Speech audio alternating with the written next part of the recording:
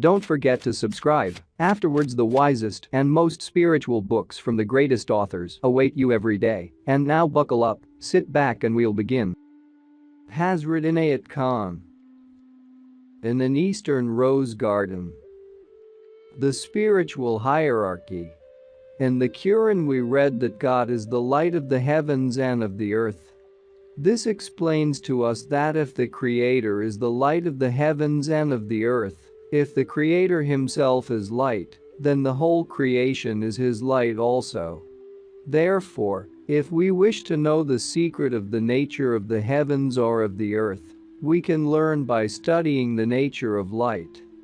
There is nothing more attractive to our eyes than light, nothing more elevating. Every heart feels full of delight in the sun. The nature of light is to throw out its rays.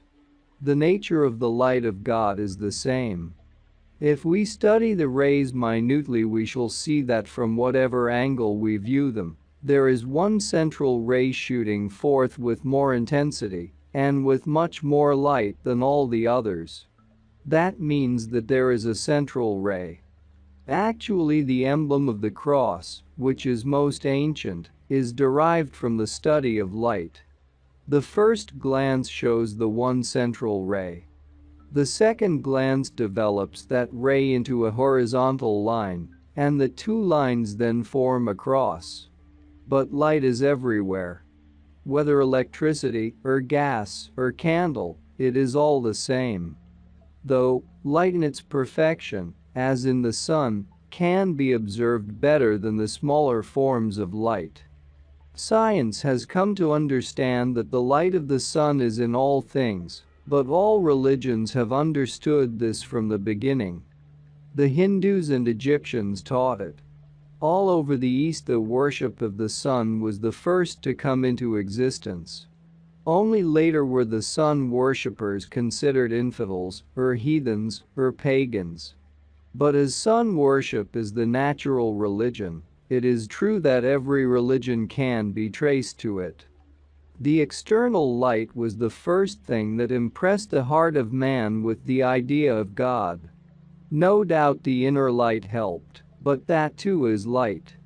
Therefore, both the external and inner light reveal the mystery of the source and secret of all religions. We can see the same thing in different aspects of life. For instance, the fall and springs of water, the different channels, all show one big central current of water, which scatters as it falls. It touches different rocks, spreads into many streams, and yet ultimately unites again. In vegetable life we see the same. A tree with fruit and flowers and so many leaves and branches has yet one central part of its being: its stem. The life of the stem is the life of the whole tree. It is not so much that the fruits and other forms appear upon the tree, as that the stem itself is repeated over and over again. Every branch is stemmed to smaller branches.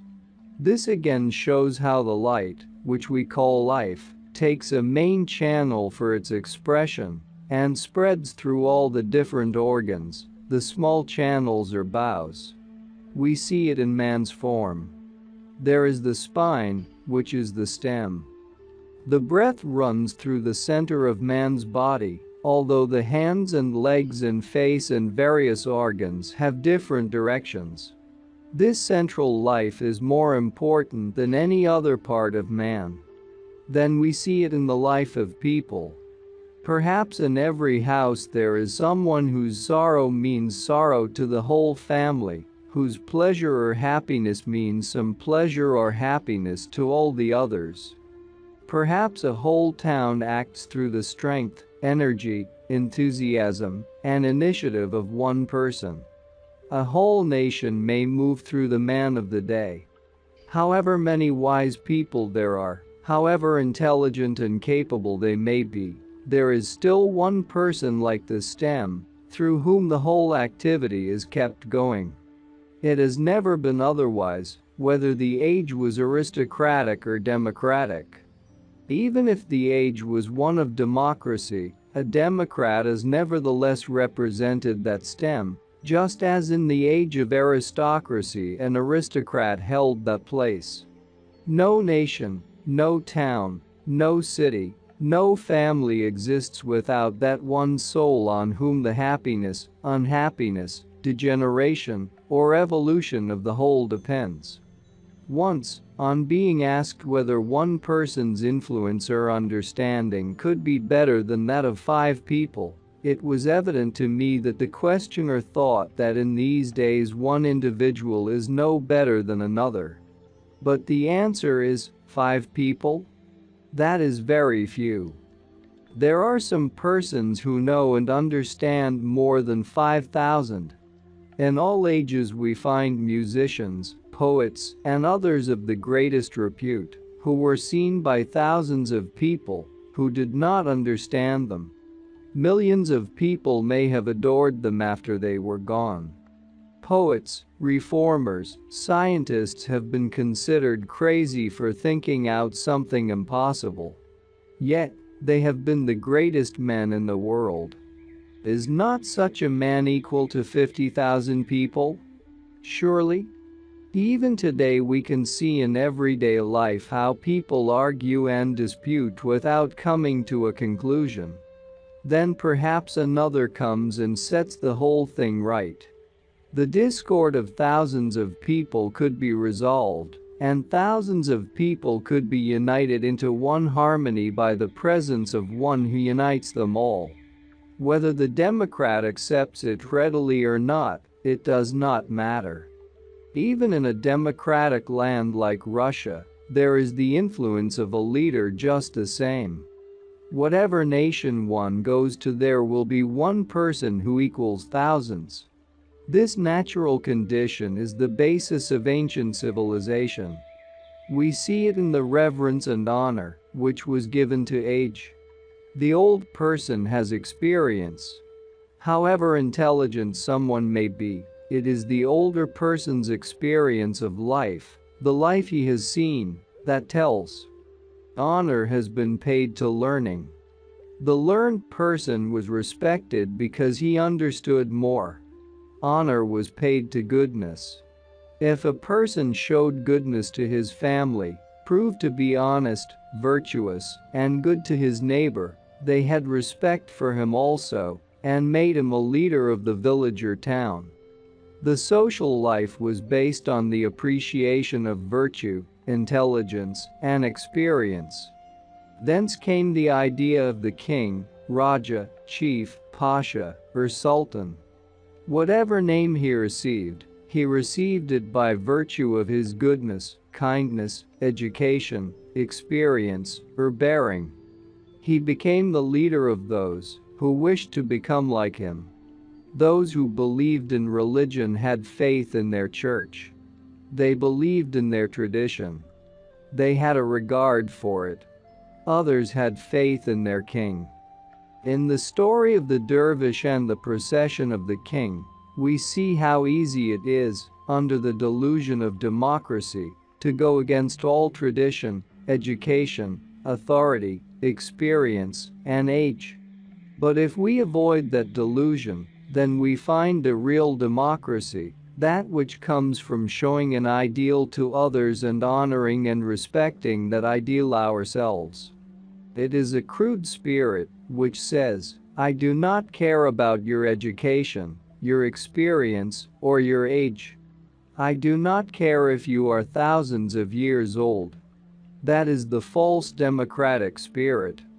The true democratic spirit feels within itself that there is nothing one cannot be, and at the same time appreciates, respects, and understands all that it sees in age, experience, goodness, righteousness, piety, or virtue. To follow such a spirit means evolution, not to follow it means degeneration. So we come to the idea of the religious hierarchy. It is natural for those who admire art to admire those who have painted beautiful pictures. Those who have a taste for music naturally admire the composers of the past, who dedicated their lives to the study and contemplation of music, and have benefited us by that deep pursuit of music and enabled us to start from the point at which we begin today. This inclination is inherent. To admire, respect, and feel grateful to the masters of the past. We feel the desire to be near them, to get still closer. It is the same in all directions of life. There is always the desire to get near to those lives which have helped humanity in music, science, reform, philosophy, or religion. Whatever we know today is the result of thousands of years of experience. No country or nation can say, "We were the only discoverers of this or that." No, the discovery of the very least thing is the discovery of the whole of humanity. How could we understand language if we were not taught? Books, reading, civilization, seeing life, all have helped so much that no one can say that something is only due to a particular person or nation. The whole of humanity has shared in everything that we think new today. In the case of the spiritual cults, we find that all the mystical and occult schools gratefully recognize the masters of the past who have given their experience. Sometimes by dedicating their efforts, sometimes by surrendering their happiness, sometimes leading a very hard and restricted life, sometimes renouncing all the happiness and wealth and possessions of this world. Rejecting all the temptations of life by going to live in mountain caves or forests. Every cult of mystics has used certain names. There are certain names in the cult of the Hindus, under which they recognize certain masters. We find them also in the Semitic races, mentioned in the Bible, the Kabbalah, and the Quran. Naturally, the human mind has its limitations. If we had no limitations, we should be perfect. So it has always been that man has recognized as masters only those who are found in his own tradition. He only recognizes the spirituality or greatness or blessedness of those whose names he finds in his own tradition. In the Hebrew tradition there are the names of Abraham and Moses. In the Christian tradition there is the name of Jesus Christ, and after him those of the saints. In the tradition of Islam there are other names again, Muhammad and many Muslim saints.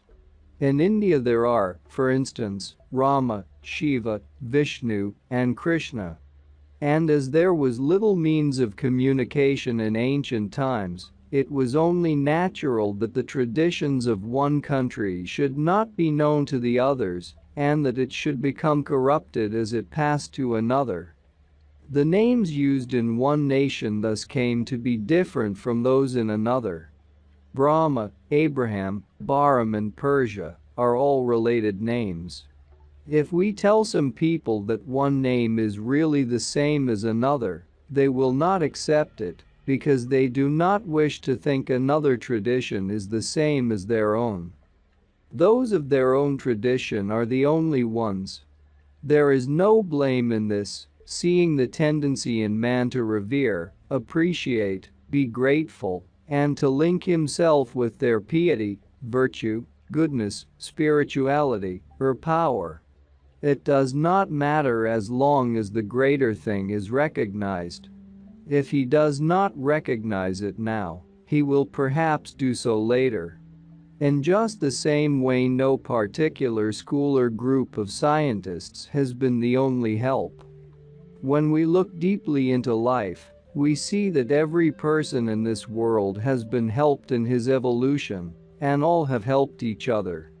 We see how one person is illuminated by another, how one learns from another. Whatever the name of the teacher, there is still the one stem of life and light. As long as the tree of this manifestation exists, the stem will exist. The names are all the names of one current of life and light that runs through the tree. The one spirit of life is given different names, the sacred names. We more easily recognize the current by the particular name to which we are accustomed. So far we are right, but the mistake we make, and it is to our loss, is to ignore or deny the same truth, because it is given to us in another form and under another name. We limit it. We say the truth existed only in that period when certain teachers came to the world, and that after that it stopped. But the spirit of illumination can never stop as long as life goes on. Illumination has continued from the beginning and will always continue until the manifestation ends. So long will the spirit of illumination continue to spread out its rays. We accept some forms and ignore others. It is the natural tendency of mankind. It is this that accounts for so many religions. Even if a person cannot see things in this light, he can at least be tolerant of other people's religions. He can respect a religion because he sees others respect it, even if he himself has no respect for its teacher. After all, spirituality means respect, advancement. Man shows his evolution according to his respect, his consideration, his thoughtfulness. If we could only develop that faculty in our mind, it would not matter not believing or recognizing the spirit of guidance shown in different human forms. If we held our own teacher or master in the greatest esteem, it would do a great deal of spiritual good. The disharmony of the world is usually caused by religious differences, as were the wars of ancient times. The differences are caused by men failing to understand that religion is one, truth is one, God is one. How can there be two religions? It is natural to regard highly the teachers who have passed away, for when a person has passed he is unapproachable, and the goodness of his spirit can be recognized. When the spirit is in physical form, it is more difficult to recognize spirituality in him and give him the same esteem as one who has passed. Sages and teachers in all ages have usually been recognized after they have died. In their lifetime they were neglected and even met with opposition. The mystic understands that illuminated souls, guiding souls, are on earth today too. They were not only in the past. They are here now also. Were there none on the earth now, how could illumination be continued? It is the present that is the best, not the past. What is present today will be the past tomorrow, so the mystic does not lose the opportunity of recognizing the spirit in the present as well as in the past. The Sufis use such terms as Wali, Nabi, Gauss, Rasul, Qutb. But names do not matter, though the grades are necessary. The influence of one soul may be felt in a village, of another in a country, of another in the whole country. What is the sign of such souls? In the East it is believed that some people bring good luck, some child in the house, a guest, or a friend.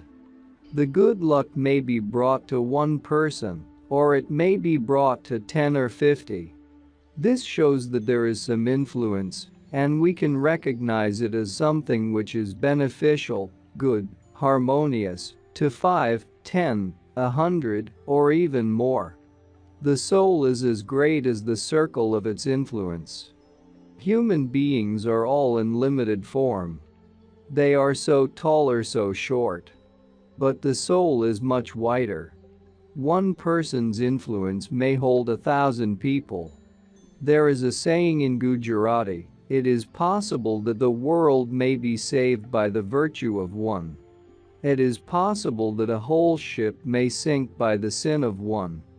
We see this also in practical life. An incapable foreman in a factory will bring nothing but disappointment. An inefficient manager in an office or shop will bring nothing but bad luck. One person's influence, capability, knowledge, enthusiasm, initiative, strength of mind, willpower, are perhaps far greater than those of 1,000 people.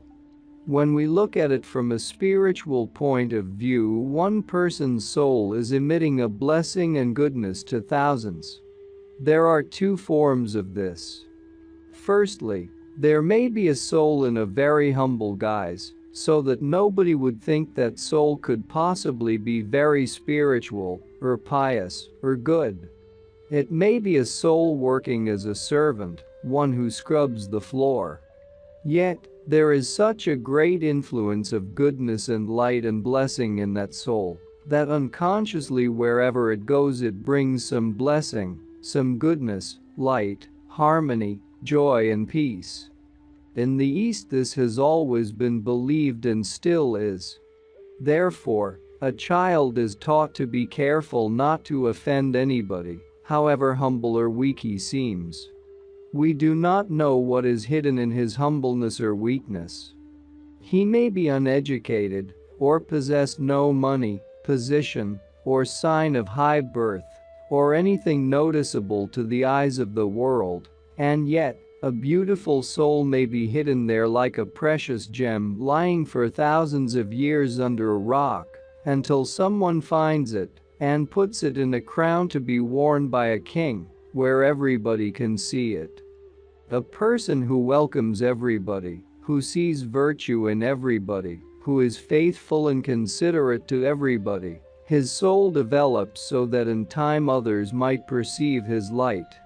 Wherever the light is, it can be perceived. But it is not necessary for the jewel to be so hidden. Sometimes it is not. It is not hidden where there is a special task in life that a soul has to do.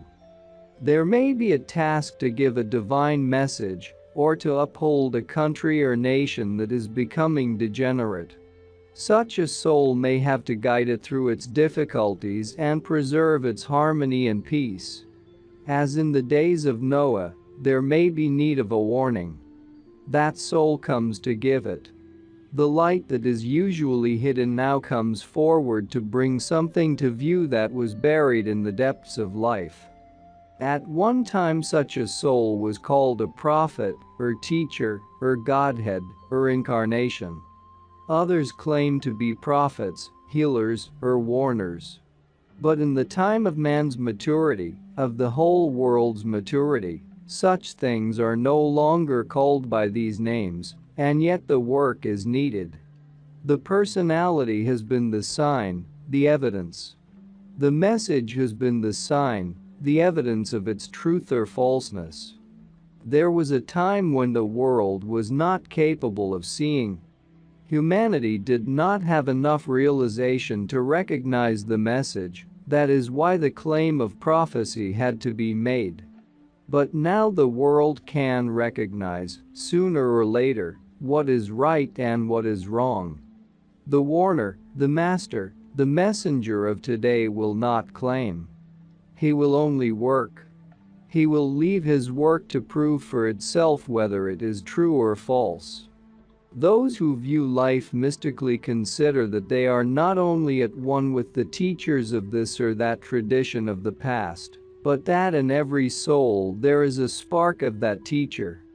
No soul is without the light of that spiritual teacher. Therefore, they have regard and respect not only for the spiritual hierarchy, but also for the spark of that light, which has made every soul a part of the spiritual hierarchy. So they regard with respect and reverence every human being in the world. The whole vision of life, the whole manifestation becomes one single evidence of the sublimity of God. Sublime knowledge. The result of spiritual attainment is so vast and great that words can never explain it, for the very reason that all that words can explain is limited, is learnt and taught, or bought and sold, but something that is higher than that cannot be put into words. With spiritual attainment, however, the first thing one begins to see in oneself is that thoughts such as I cannot, or it is impossible, or I am helpless, or it cannot be done, cease to exist. A soul naturally becomes positive and will say, if it is difficult today, tomorrow it will be easy. If it cannot be done just now, it can be done later. This optimism is not only in the imagination, but it springs from the spirit, its root is in the spirit, and it strengthens man immensely in accomplishing things. The fear of death that everyone has, more or less, disappears, and when fear of death disappears, there is nothing else that really frightens a man, for that is what frightens him most. Many say that they are not frightened of death, but they will not continue to say that when death is before them. A story is told in India of a woodcutter who, when he was overcome with self-pity after having worked all day long, used to say, "Oh, what a life! What a terrible life, having to work all day long in the hot sun cutting wood. I wish I were dead." And sometimes he used to say, "Oh death, why do you not come? I would rather die than live such a life." And one day death took pity on him and appeared before him. But the moment he looked at death, he was so frightened that he began to beg him to leave him in this world a little longer. He said he would never invoke his name again, that he would very much like to live a few more days on earth. So it is with everyone. They call death when death is not present, but when death comes, then they are frightened. It is the spiritual soul who, as a result of spiritual attainment, begins to rise above all fear. As Ali has said, fear no longer remains in the heart of the spiritual ones. For fear is like the darkness, and the illumination is light. When illumination comes, obscurity disappears. When a person has arrived at spiritual attainment, his doubts cease to exist. But without spiritual attainment, however intelligent a man may be, he still has doubts, and very often the more clever a person, the more doubts he has. And there are many among the most intelligent ones who cannot make a decision. They cannot make up their minds, for they doubt, and doubt is the decay which destroys every action. There is only one thing that raises a man above doubt, and that is not belief, but conviction, and conviction comes by spiritual attainment. We will very often hear a learned man who has studied many books, and who is most intelligent say, "I suppose it is so, or it can be so, or it may be so." The mystic never says that. The mystic says, it is so or it is not so. There is conviction. It is spiritual attainment that gives conviction to a person. Have the prophets and sages said, there may be a hereafter, there may be a soul, or perhaps there is a judgment day, or maybe there is a God? No, they have said, it is so. They knew. Besides, the soul, which begins to see a way to immortality, does not doubt or fear. It looks with open heart to what is coming. Spiritual attainment also makes the sight penetrating. In other words, before the eyes of the spiritual person, objects and people unfold themselves. They reveal their nature and character in secret. It is just like a master chemist. Whatever drug there is, he knows how to utilize it, how to make medicine out of it. In the same way, everyone stands before the spiritual soul with the record of his nature and character, together with his past and present and future. Every person is like a written letter, although a letter is not really a good comparison, for a letter is dead, and here is something living, something communicating and most revealing. A letter can reveal very little, but a person reveals 1,000-fold more.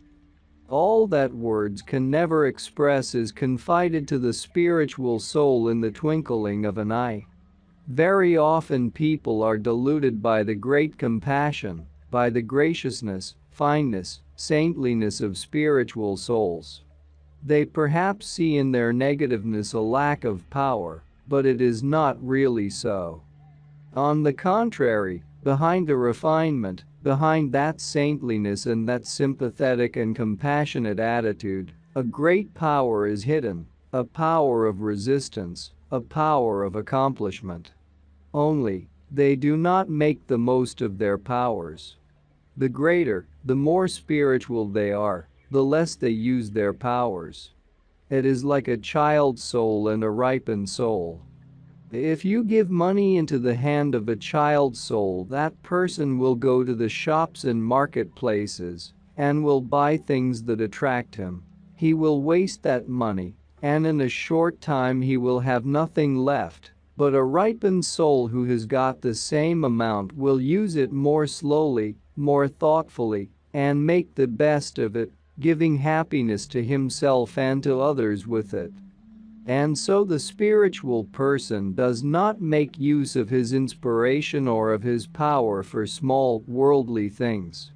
He uses it more economically than the same power, or 1/100th of that power, would be used in the hands of an unrefined soul.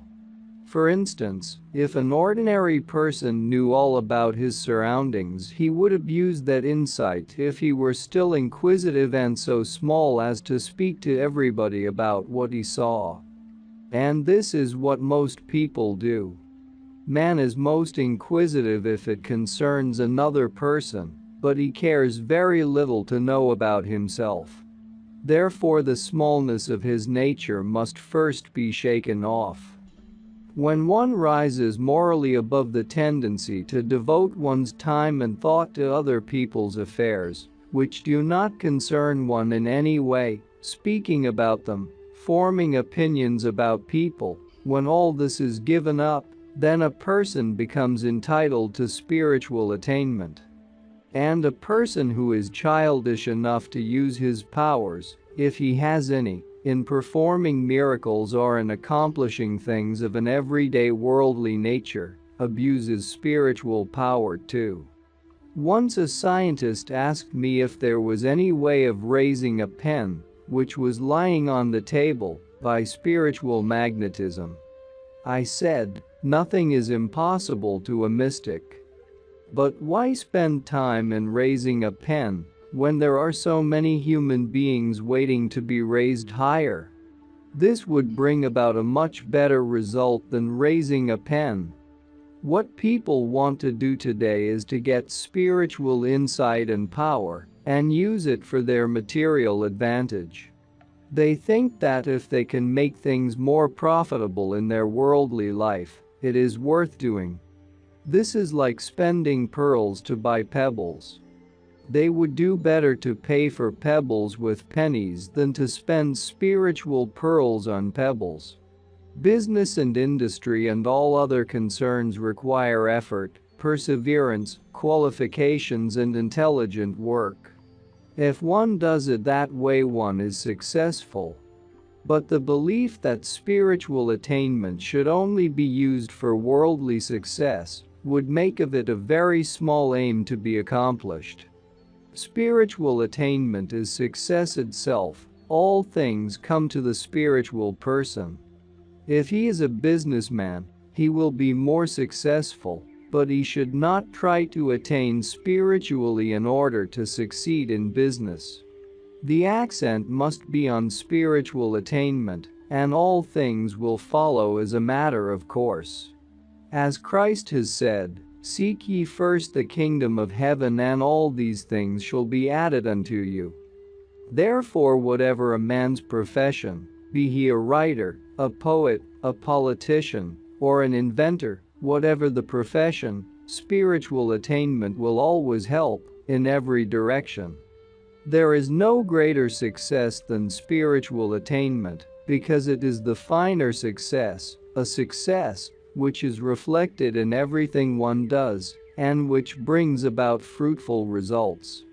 That is why people of old have called it the philosopher's stone, for whatever the philosopher's stone touches, whether it is iron or copper or brass, it turns it into gold. In other words, whatever the heart of the spiritual person touches, it turns it into life.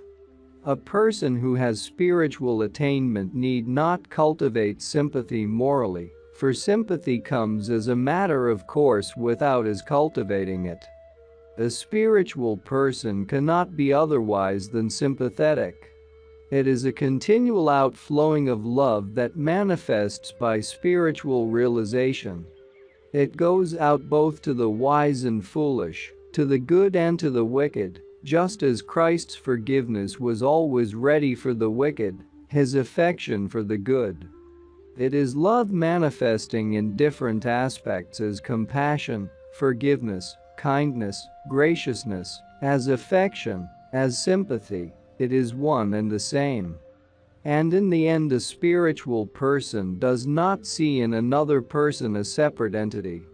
His realization makes him feel, it is myself, and once he begins to see the other person as himself, he cannot wrong him anymore. No one in the world seems to him to be different and distinct from himself, but he sees in everyone the various aspects of his own being. It is in this way that the spiritual soul expands and attains to perfection. Intellect and wisdom.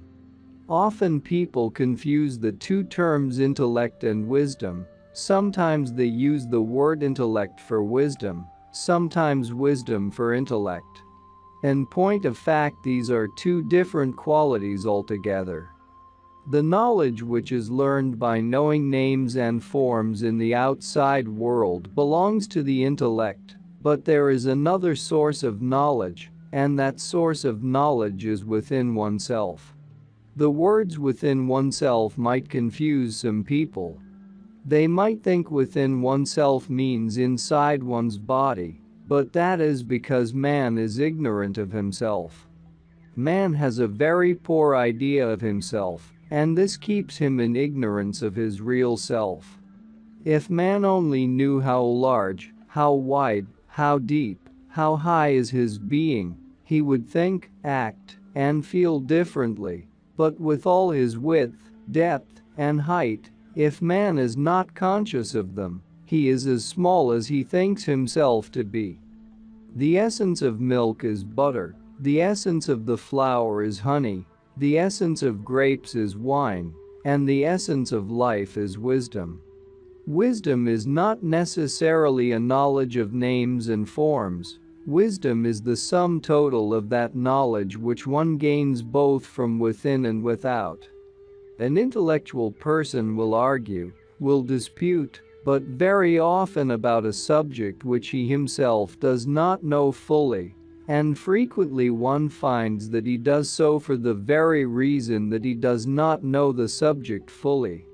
Superficially, the argument of such people makes one believe that they know it, but for the very reason that they argue it is evident that they do not. The one who knows does not need to argue. He knows, and he is so satisfied with this knowledge that he does not have that hunger which is felt by the person who argues. In nature, a trace of wisdom can be found by studying instinct. Among birds, the art of making a nest; among fishes, the art of swimming, and the science that exists among animals and birds, which know their medicine when they are ill. In the ancient traditions of the East, there exists a belief that medicine was first learned by the bear. The reason was that the bear knew, when it was ill, where to go and what herb or remedy to find and to take, in order to bring about a cure. What we call intellectual study is a collection of knowledge which has been given to man as something to learn, and he thinks of it as something to depend upon. But that is not all knowledge, it is only a limited part of knowledge. There is another aspect which can be drawn from the essence of life. That which is called instinct in the animals and birds, in the lower creation, that same instinct when developed in man becomes intuition. It is not true, as some psychologists say, that all that a child knows it is learned, whether it be favorable or an unfavorable attitude, whether a good manner or an ill manner. If two children of different parents or different races were brought up without special training, one would find that each would exhibit different manner and tendencies. If one were to consider how much one learns from the outside world and how much one learns from within, it would not be an exaggeration to say that one learns 99% from within and 1% from without, if that. It is not the outer learning which causes a man to become a really great person or personality in the world, it is the inward learning that helps him to become that. This does not at all mean that outer learning is not required. Outer learning is the means of expressing in a better form that learning which one gets from within. Yet, if anyone has ever learned anything, it is from within that he has learned it. Intellect, in every phase of its development, is a step towards the knowledge of truth, and therefore intellectual activity should not be condemned as an unworthy means of reaching the truth. All the same, it is presumptuous on the part of man to try to estimate the truth by means of the intellect. Intellect is the mold which is formed by all that we have learned and experienced, and through this mold intelligence works. Intelligence is the knowing quality. Intellectual knowledge has much to do with the brain, while wisdom comes from within the heart. In wisdom both head and heart work. One may call the brain the seat of the intellect, and the heart the throne of wisdom, but they are not actually located in the brain or in the heart. Wisdom may be called spiritual knowledge, but the best definition of wisdom would be perfect knowledge, the knowledge of life within and without. How does one pursue the wisdom which is within? By first realizing that intuition exists within oneself. It is perhaps not every person who even believes in intuition. And among those who do, not all trust their intuition. No doubt they have a reason for not trusting it, for an intuition often seems to be futile knowledge. But for what reason does intuition prove to be wrong? It is because it was not an intuition, they only thought that it was. Not every person is able to catch his first impulse, for the activity of the mind always goes from one thing to another. As soon as a thought comes from within, the activity of the mind makes it go to another thought, and thus the mind believes it has thought of one idea, while in reality it has gone on to another idea. In this way one begins to distrust intuition, and when one distrusts one's own intuition, one has no confidence in oneself, and the meaning of faith is self-confidence. Whatever be the faith or belief of one who has no confidence in himself, it will not be substantial. If a person came to a wise man and said, "I believe in you, I trust you, but I cannot trust in myself," he would say, "I appreciate very much your trust and belief, but I cannot depend upon you." If, however, another person comes and tells him, "I trust myself, but do not yet know if I can trust you," he will say there is hope for that man, for he will know that that person has already taken his first step, he has now to take the next step. The man who cannot trust his own intuition is perplexed, he does not know what he wants. He will always depend upon outer things which give him reasons, but the things of the outer life which are subject to continual change, to death and destruction, are not dependable. These things are called by the Hindus Maya or illusion. A person who calls himself a positivist because he depends upon outer reason is depending on something changeable and subject to death.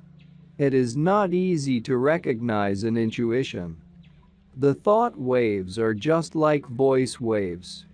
It is quite possible for the thought of another person to float into that field of which one is conscious, and one may hear it and think it is one's intuition. Very often a person feels depressed or hilarious without any particular reason. This may be a kind of floating thought or feeling from another person which passes through his mind and being, and he, for that moment, begins to feel happy or unhappy without any reason. And it happens frequently to everyone during the day that there come thoughts and feelings and imaginings which he has never had himself or which he had no reason to have. It would not be right to call these intuition. Water which is found in a shallow pool is not the same as the water which is in the depth of the earth. Therefore, the thoughts which come and go, floating on the surface, are not to be depended upon. Real intuition is to be found in the depth of one's being. There is also a difference between intuition and impulse. Impulse is just like a straw floating upon the surface of the water, and this straw becomes an impulse itself when it is pushed by the wave coming from behind. That is why a man gets credit for a right impulse and is accused for a wrong impulse. If one saw what is behind an impulse, one would be slow to express one's opinion on the subject. Impulse when it is pure is intuition, but it is seldom pure because it is spoiled by reason. The first thing one must learn is to believe in the existence of such a thing as intuition. The next is to be able to follow one's intuition, even at the cost of something valuable. Even if one is deceived for some time, one will not continually be deceived. Therefore, in the end, one will find oneself on the right path. But the third thing is to make one's mind one-pointed by the help of concentration, which will permit one to perceive intuition properly. Just as for hearing the ears are so made that the voice waves resound in them and become clear, so the mind should be made a kind of capacity, or mold, in which the intuition may become clear. The difficulty is that outwardly the work of the ears is different from the work of the eyes, but the mind does both seeing and hearing at the same time.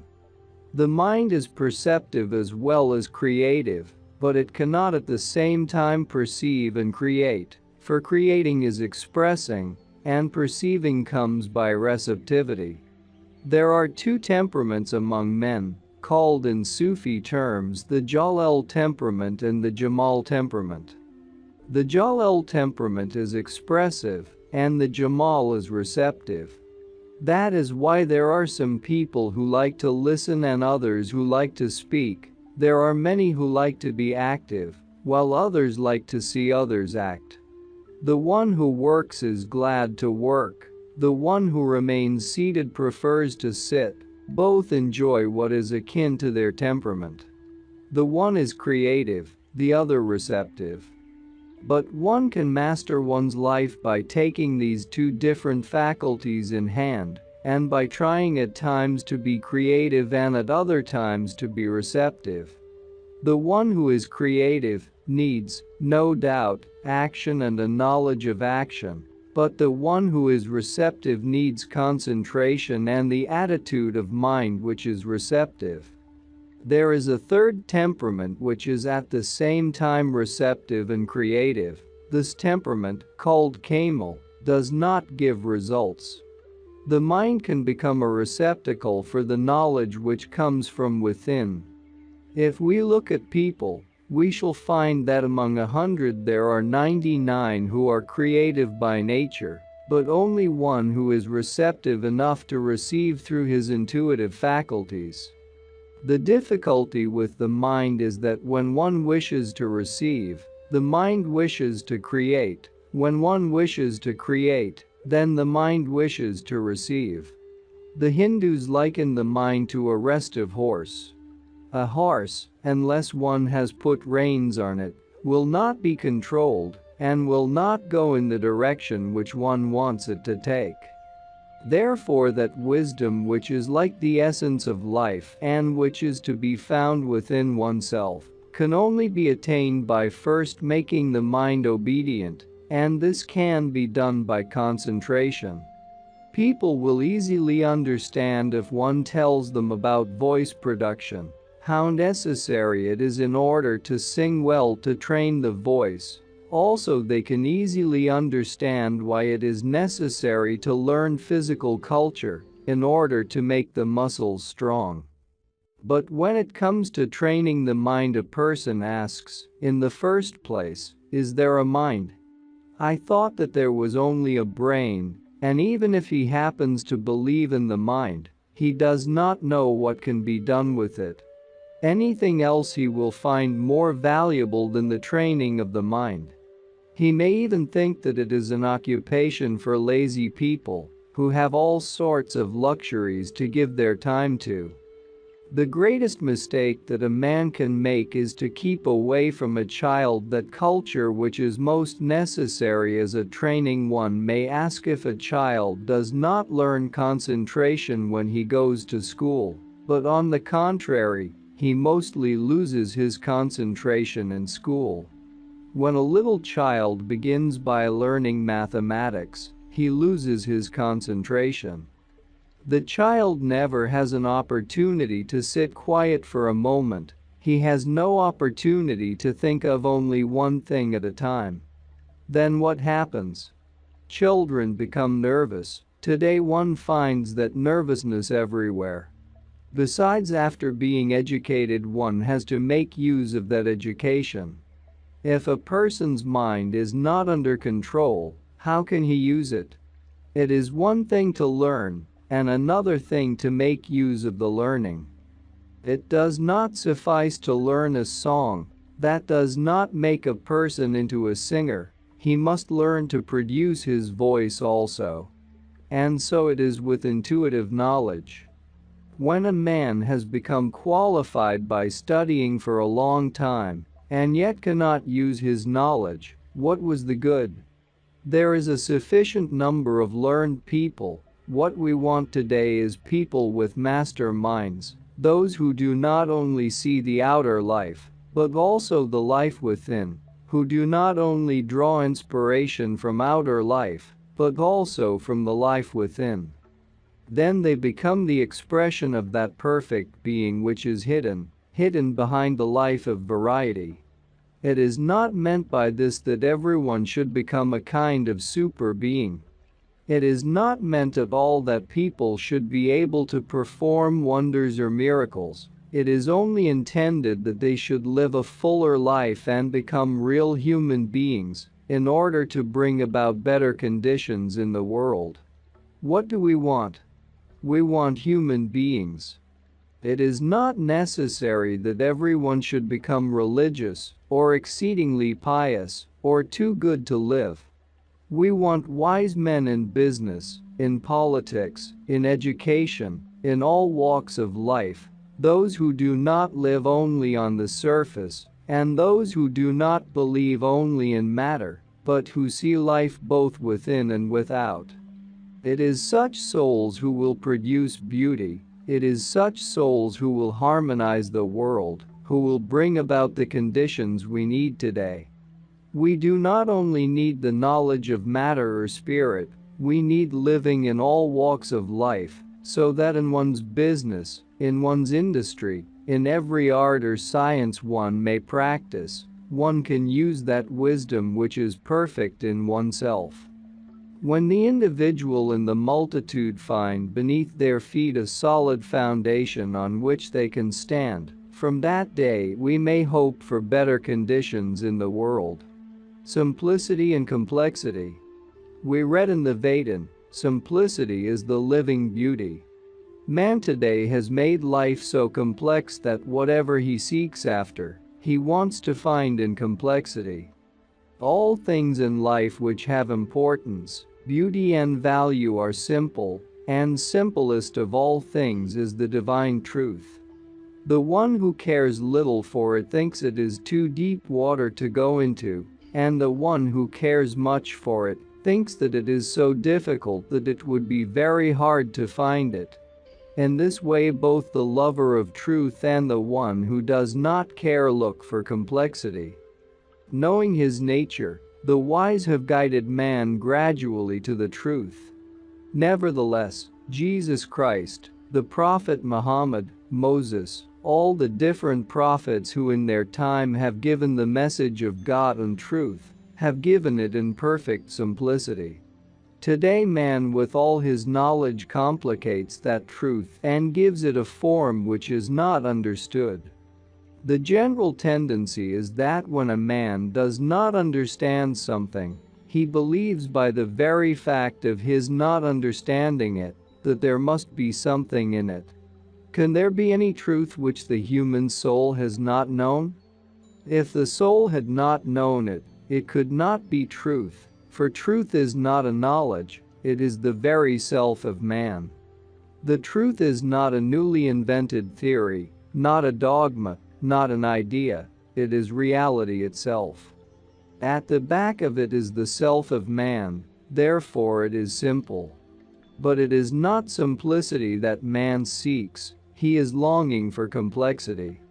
Anything which will confuse he is glad to take interest in.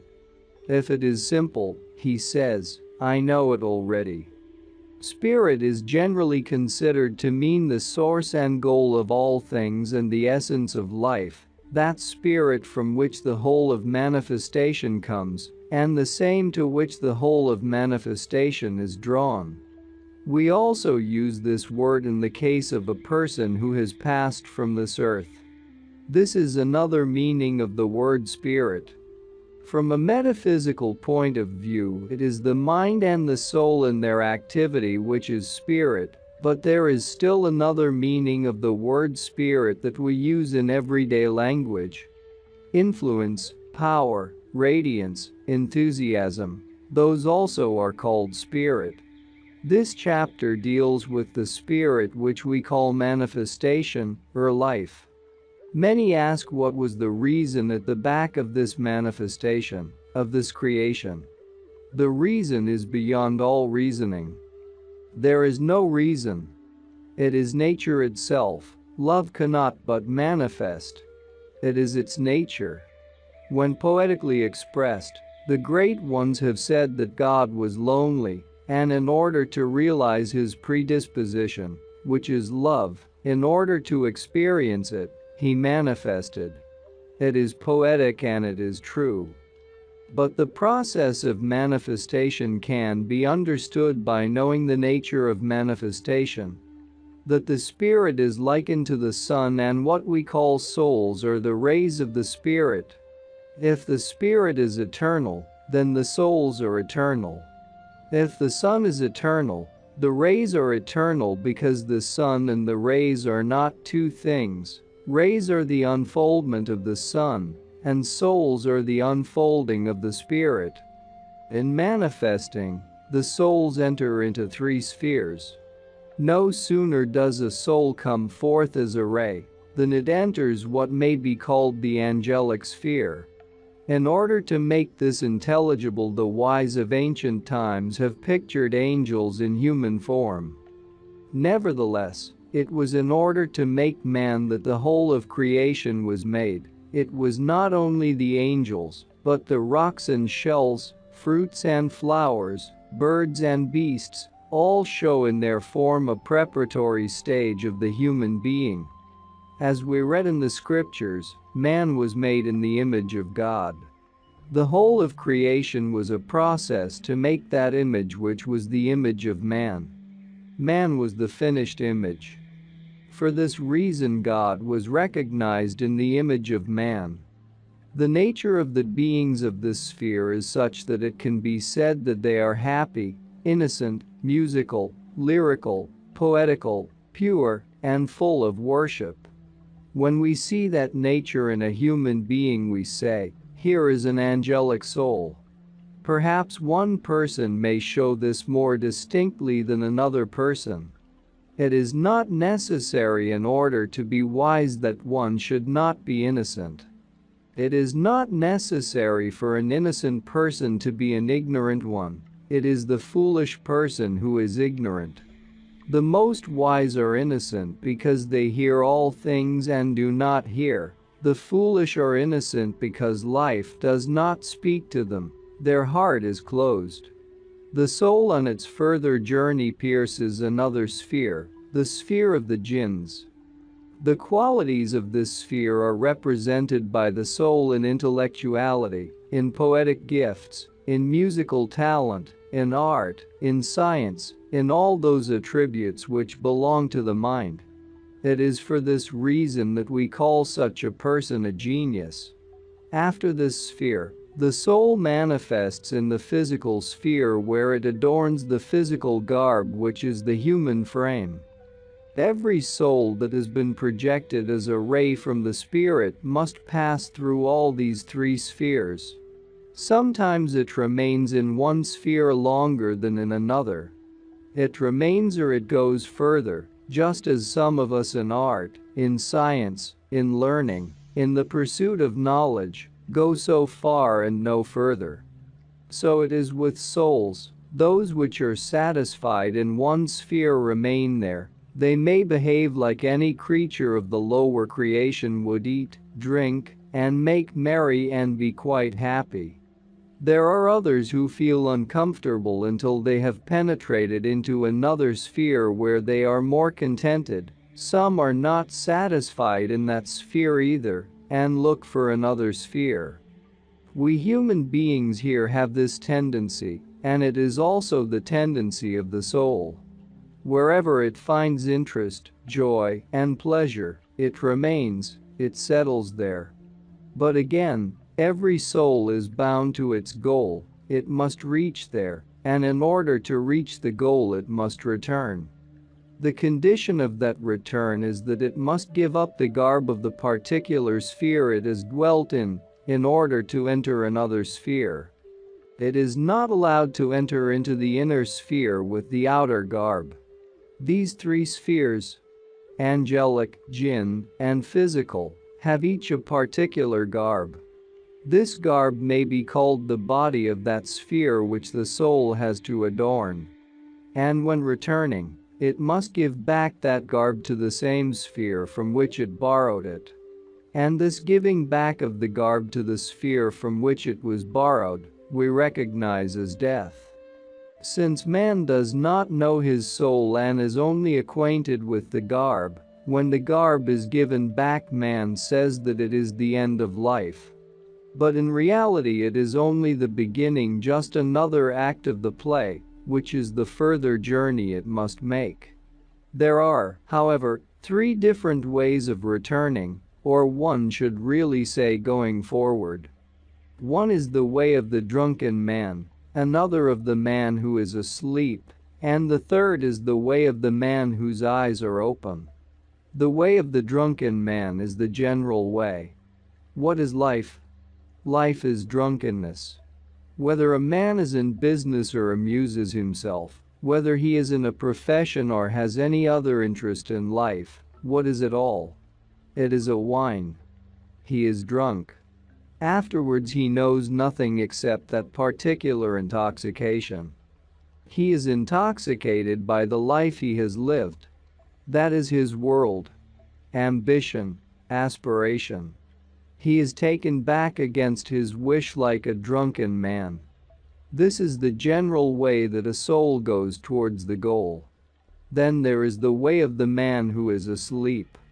He knows not what death and life and birth mean. He does not know why he came here, why he is going away. He is happy because he is asleep. He is taken wherever he is taken. Thirdly, there is the way of the man who journeys with open eyes. The one with open eyes will see all the beauty on the way.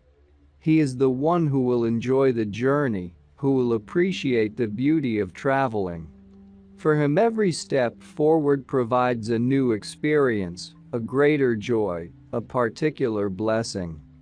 He experiences the dance of the soul, and what the dance of the soul is may be understood by watching the water in a tank and the running water of a stream. In the tank it is stagnant, dead. In the same way a person can be dull, heavy, depressed. The water of the running stream is dancing at every step, And the dancing soul attracts everything towards itself like the stream of water, and will bring pleasure and satisfaction to all who can see. This process by which every soul comes forth and returns is the very process that the mystics of all ages have realized here on the earth. And the true meaning of mysticism or spiritual attainment is to know fully, here on the earth, about the way that the soul has manifested and is bound to return.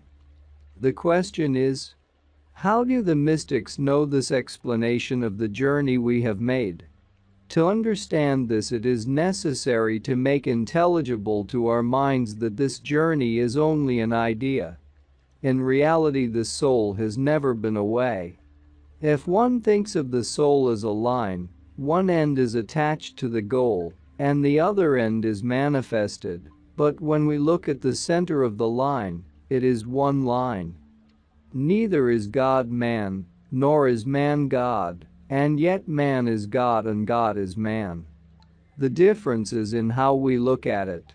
If the soul of man is attached to the goal, then it has not departed from any sphere it has once penetrated. It is still there. But man is unconscious of those spheres that he has gone through, because he is so open to this visible sphere that his soul has closed its eyes to the sphere within. Heaven is not a place where the virtuous are sent. Heaven and hell are both within man. All the higher spheres of which man talks are within, but he never realizes nor imagines that he can find the higher spheres within himself. The analysis of the spirit is simple. Spirit is fine matter, and matter is the dense spirit.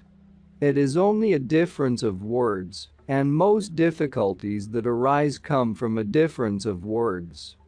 Words are to cover truth, not to explain it. Truth cannot be explained in words. The spirit is likened to water, matter is likened to snow. Water and snow are the same, it is only the condition of water that makes it snow, thus it is a condition of spirit that makes it matter. It is in this process that man must realize and come to understand the great fullness of the purpose of life and of all that he seeks after through life. It is related among Hindus that the Lord Indra, the god of the heavens, had fairies at his court, apsaras whose work was to dance. Once one of them went to the earth and saw a mortal being, and she fell so deeply in love with him that she lifted him up and brought him to the spheres of Indra. And when it was known that the mortal man had been brought there, Indra commanded that he should be dropped back to the earth to live the mortal life, and that the fairy should be sent to the other end of the world to overcome her karma. This story conveys that every soul is born to dance before the throne of Indra, God.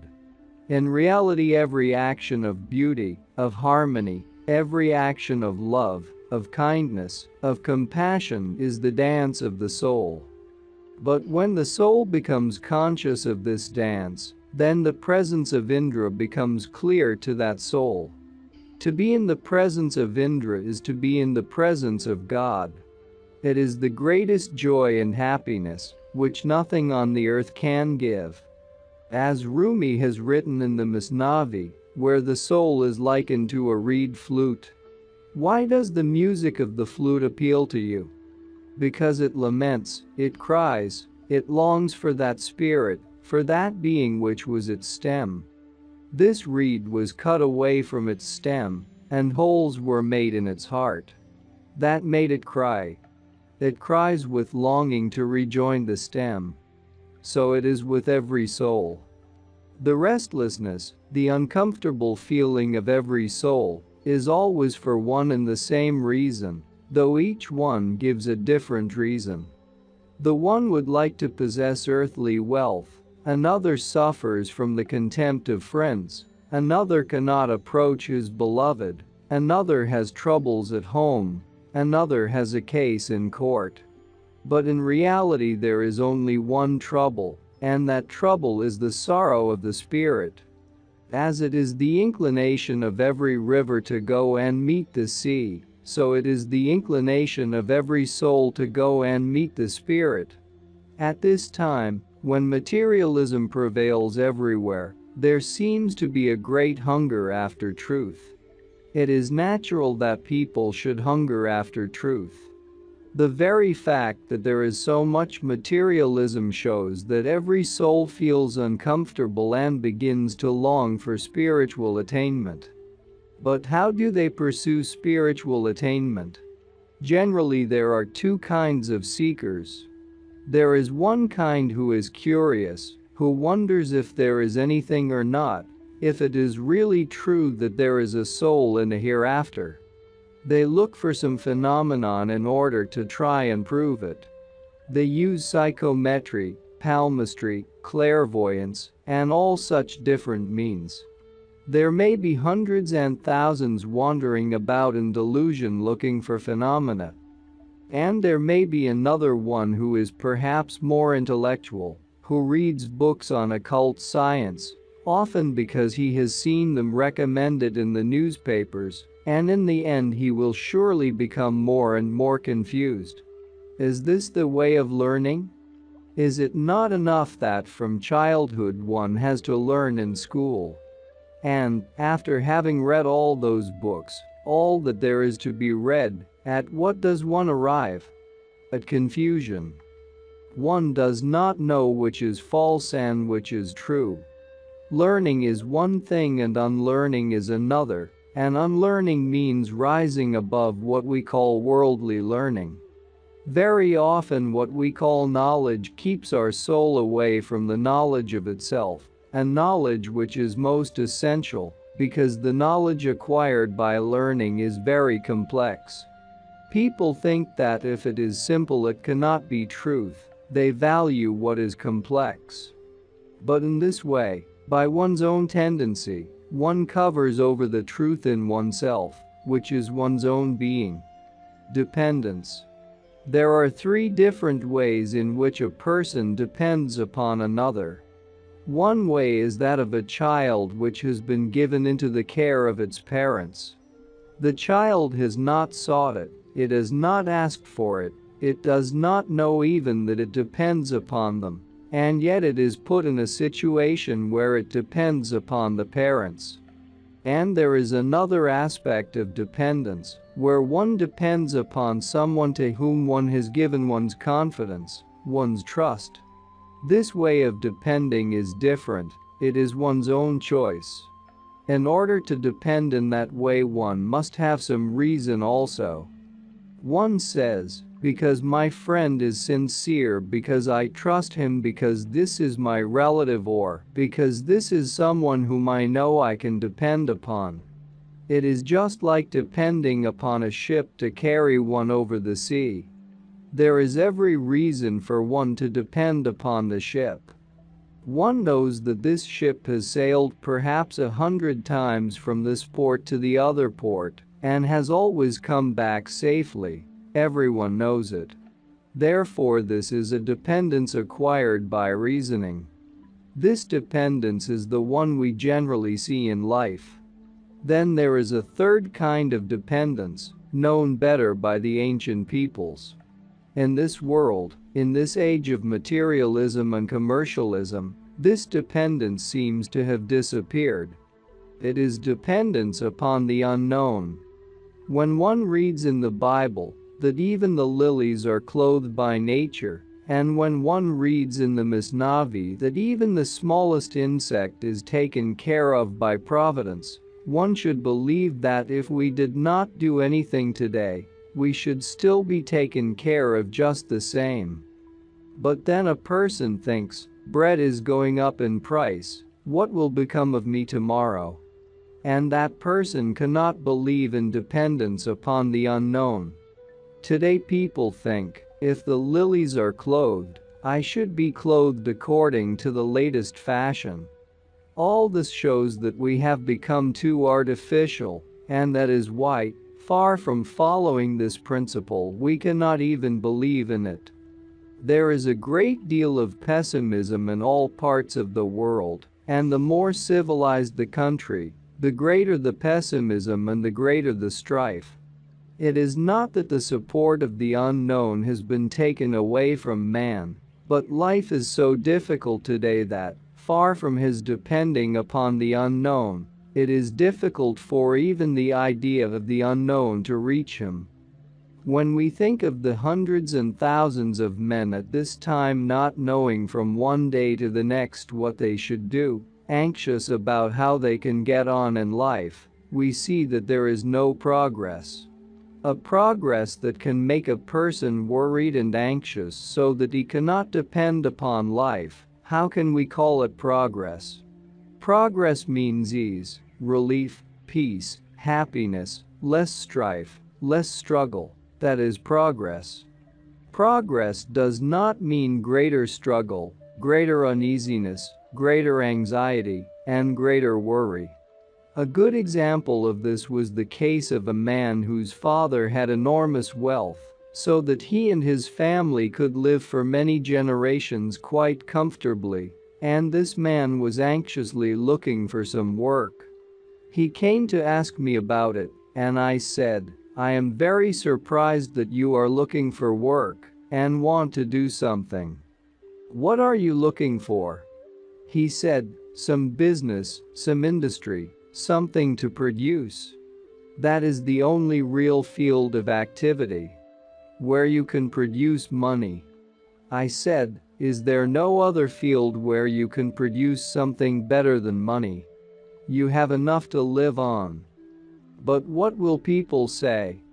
"I must do something," said the man, "and I can only think of doing that, and nothing else. There is much in the world that can be done for the poor, the needy, the ignorant, and for those who are not yet awake but are still asleep, for the conflicts which exist between nations, for the prejudice between races. There is no end of work one can give one's thought to instead of thinking, 'No, I must produce some money.' Yet that is the only activity which is accepted by the world. If a person does not do that, people think that there is something wrong with him. And what has it done? It has wrecked the nervous system of the present generation. After 100 years we shall see that the race will begin to suffer tremendously from it. Working beyond the limit, from morning till night, what do people gain? Some of them perhaps may make money, but many have only a loaf of bread in the evening. After a whole day's toil, that is all they can get.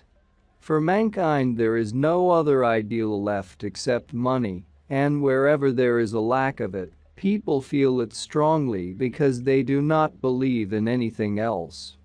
If you go to the capitalist, his God is the same. If you go to the socialist, his ideal is the same. Money. All the different morals and arguments and theories and discussions aim at civilizing the world, but how can one civilize the world as long as money remains the ideal of the people? There is a very large number of people who do not wish to make a home and do not have a family for the one reason that they are waiting for money.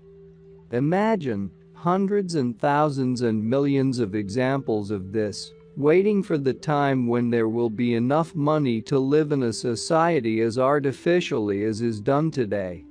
The ideal of a home in ancient times was quite different. The home of each man was a palace for him. It might have been a home of straw, reeds, bamboo, brick, earth, or marble, but everyone's home was a palace. If they had simple bread and water, they were thankful to have it. They did not think that because another person had a home of marble they should not marry unless they had a home of marble too, that they should wait all their lives until they had a marble home. And this attitude is destroying the happiness of the world. It is spreading discontent, and lack of money, without any real reason, is felt more keenly. What must come as a result of this is the desire to snatch the money from the hands of others. All the different ways of improving the economic conditions of the world will not prove satisfactory as long as man does not look at the spiritual ideal as something greater and more worthwhile, forgetting for a moment the things of the earth. A pessimistic person will object and say, suppose I went and sat before the city bank and raised my hands in prayer and said, million francs, million francs, million francs, I depend upon you, million francs. Will it come? To such a person the Prophet Muhammad gave a very good answer. When the man said, I depend upon God, the Prophet said, yes, but first tie your camel to the tree. Do not let your camel walk loose, and then depend upon God. This was a practical hint the Prophet gave, but at the same time when we come to think about dependence upon the unknown, we go into a much deeper subject, a subject of the greatest value in our everyday life. It is true to say, tie your camel to a tree, but do we not see that very often with all his strife, struggle, worry and anxiety a person gets nothing in the end? And very often we see that to a person who does not strive and struggle the hand of providence comes naturally and shows him, here you are. Here is what you want. In the East there is a saying, when God gives, He pours it through the roof, so that it comes into the house, and this is true also.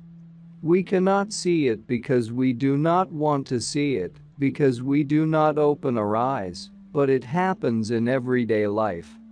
Do you think that strife brings money? Or struggle the things that you want in life? Do you think that anxiety produces what you wish for? Never, it is quite the contrary. Very often a person tosses about in his bed for months on end and says, $1 million, and he does not get it. Or a person may go out and work from morning till evening to gain $1 million, and he does not get it, yet there is another one who gets it very easily. America is the best example of this philosophy. People with nothing at all have gone there and worked, and have got everything. This shows that when it comes amply. When it does not come, it does not come.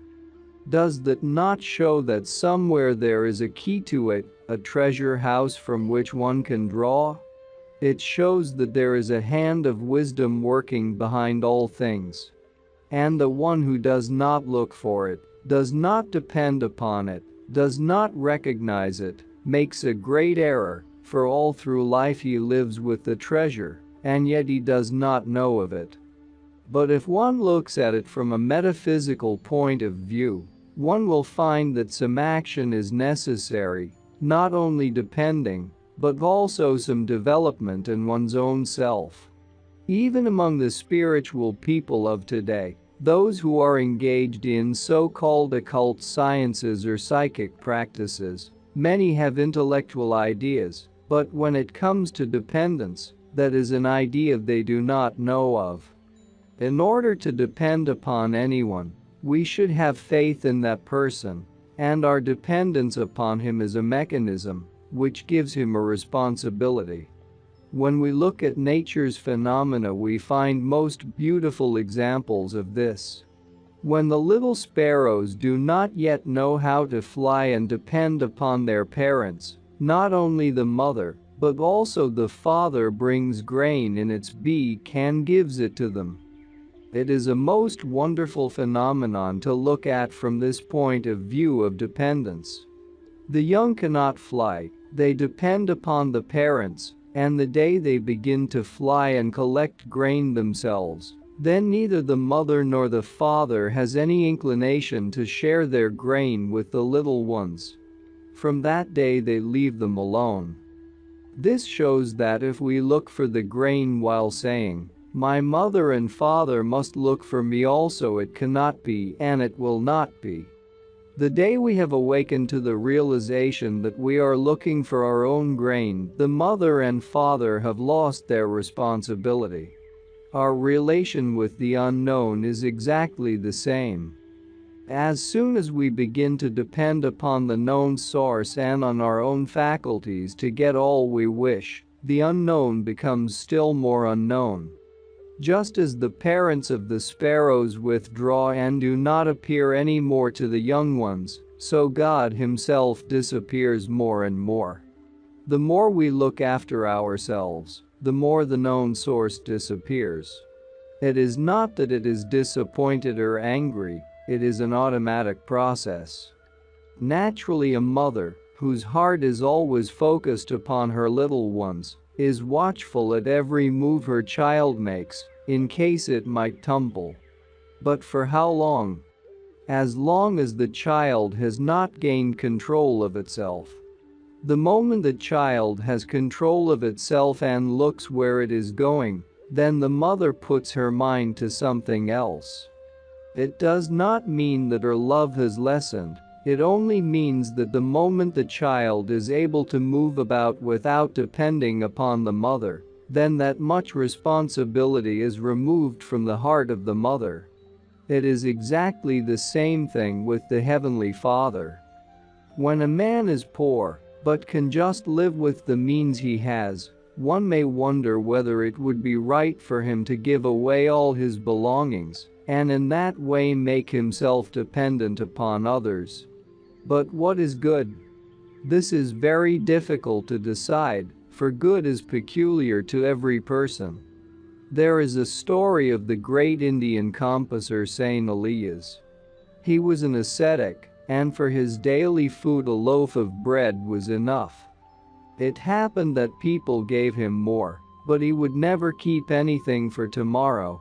He would always give away what he had not eaten that day. And if one asked him why he made himself dependent upon other people, he would answer, "We are all interdependent. As long as I do not force myself upon others, it all comes from God, and it all goes to God's creatures." So it all depends on the point of view, on how one looks at it. Sufis are the best examples in the world of dependence upon God. One will find numberless examples in the history of the Sufis of how they have practiced that dependence upon God as something spiritual. How have they practiced it?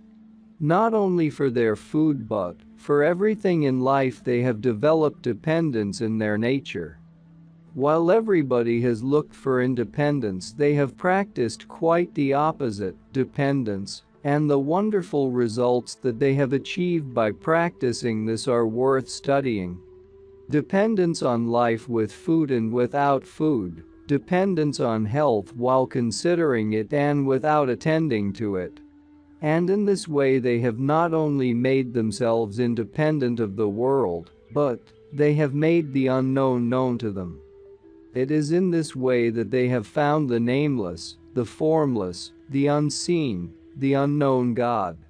In the terms of the Sufi, this is called tawakkul, which means dependence upon God.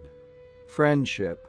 Friendship is a word which we all use in our everyday language, and yet it could take one's whole life only to realize its meaning.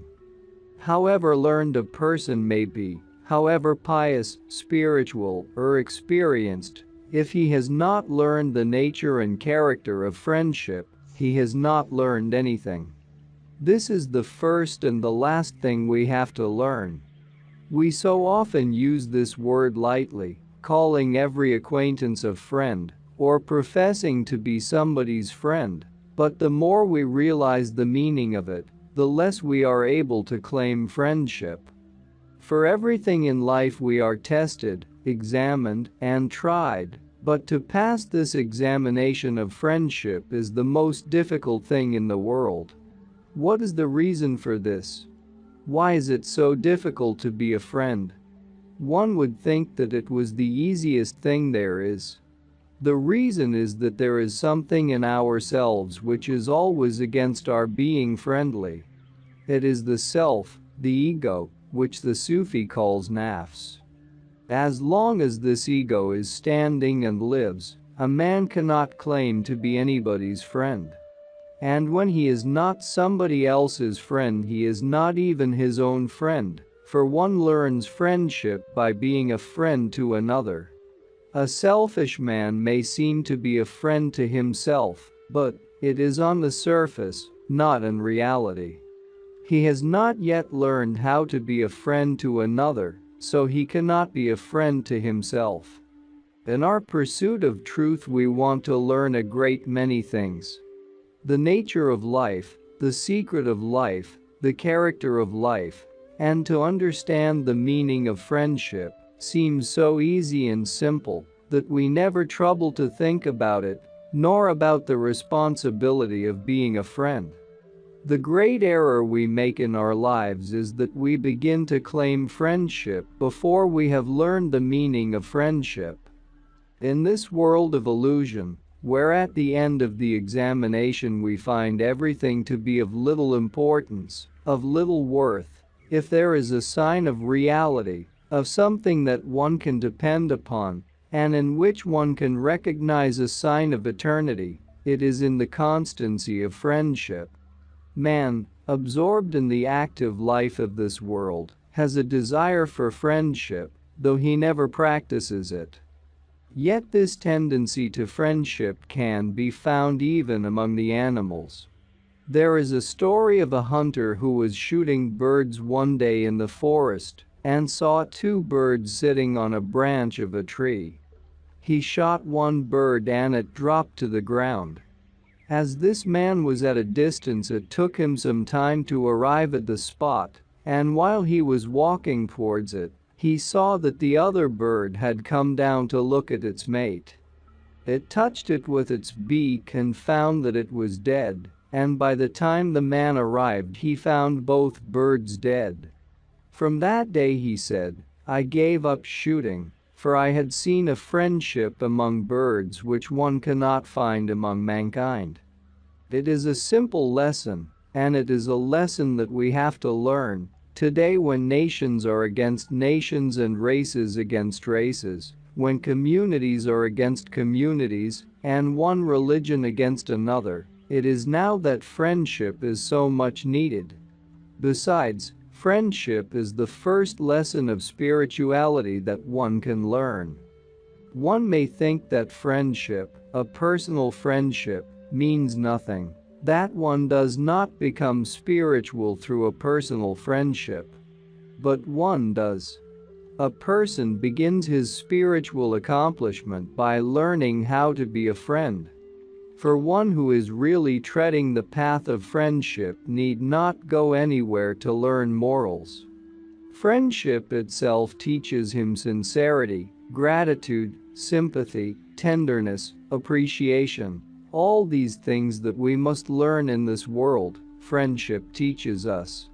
And once a man begins to learn these things through friendship with one person, he will naturally show to others the same virtues which he has acquired by going along this path.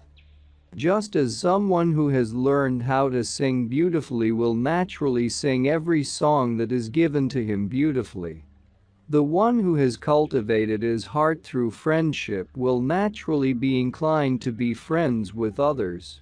It is not belief in God which leads us to the goal, nor is it the analysis and the knowledge of God that bring us there. It is the friendship of God.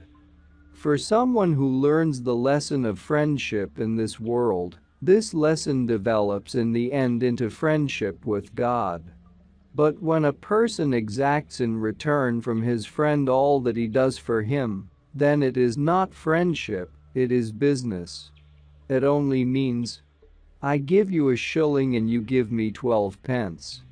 When a person judges his friend, then the spirit of friendship is not awakened in his heart, for a friend never judges. When a person talks to another about his friend, when he blames him, when he criticizes him, he does not know what friendship is. The meaning of friendship is too sacred to realize. All other relationships and connections in this life are empty if friendship is not at the back of them to strengthen them. The relationship between mother and daughter, father and son, brother and sister, husband and wife, teacher and pupil, all these connections need a spirit behind them, and this spirit is the spirit of friendship. When a daughter says, "I am friends with my mother," there is something beautiful about it. It makes the connection between a mother and a daughter a different thing. It makes it living. In every relationship it is the same. When there is friendship to bind the relationship, it makes it secure, it gives it life. Love is life, and life is symbolized by water. When one wants to bring water up out of the ground, one has to dig for it, and the first thing which one finds is mud. And if one is disappointed by that, one has fooled oneself, for beneath the earth is water, it can be found, but one must have patience to dig for it, to dig deep enough to find the water. If one has made a friend, it is not something that one has made to order, that must just fit in according to one's expectations and wishes. Every individual has his own characteristics, and as long as the spirit of forgiveness is not developed, friendship cannot last. It is a continual forgiveness that helps friendship to endure. Much can be learned by study, but not unselfishness. Unselfishness can be learned by one thing only, and that is by treading the path of friendship. And it brings beauty into one's life. A friendly person, whether in business or in a profession, in whatever capacity he stands, gives one a feeling of warmth, in other words, an atmosphere of life. One is always glad to meet a friendly person in a shop, in a factory, in an office. When this spirit is awakened, one can feel in his words, in his voice, in his expression, in his atmosphere, that he is a friendly person, that there is something that goes out to meet others, a continual tendency to harmonize with others. Once this spirit is developed, the ever-complaining tendency vanishes. If it is not developed, then this world is full of thorns that prick. Then one will have no peace, no happiness, whatever one's position in life.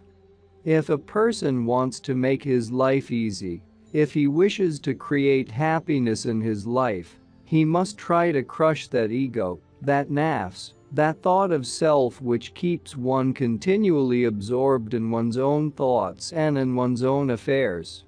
By rising above it, he will learn the spirit of friendship. And then for him the same path, which was full of thorns, will become full of roses. For some souls, that same world which can be hell to many others, is heaven. For friendship changes man's point of view. An unfriendly man, as soon as he sees another person, sees him from his own critical point of view. He has his preconceived ideas, and therefore he is not allowed by providence to see the good side of the other. But the one in whom the friendly spirit is awakened always overlooks little errors, faults, mistakes. His sympathy and his love naturally help him to rise above the faults of man. That is the story of Jesus Christ, the friend of humanity, before whom the greatest sinners were brought, but the attitude of the Master was always forgiving. Those who brought them were unfriendly, the Master was friendly. Life is as we look at it. If we wish to find faults, we can find faults in the best person in the world, and if we wish to find good points, we can find good points in the worst person in the world. It is as we see life. Someone went to Jami, the great seer of Persia, and asked him if he would accept him as his disciple on the spiritual path. Jami asked him, "Have you loved? Have you learned the manner of friendship?" He said, "No, not yet." Jami said, "Go into the world again and learn it." The first lesson on the spiritual path that one has to learn is the manner of friendship. Once that is learned, then all other parts of the spiritual journey will become easy. Where do all the disturbances, such as wars, revolutions, disagreeable experiences among nations, fights among parties, come from? They all come from lack of friendship. And the most extraordinary thing is that one party may perhaps have been fighting another party for years, but if we investigate their particular ideas, we find that they are not even friends among themselves, for fighting against the other party produces and develops this unfriendly spirit in them. It is a kind of intoxication.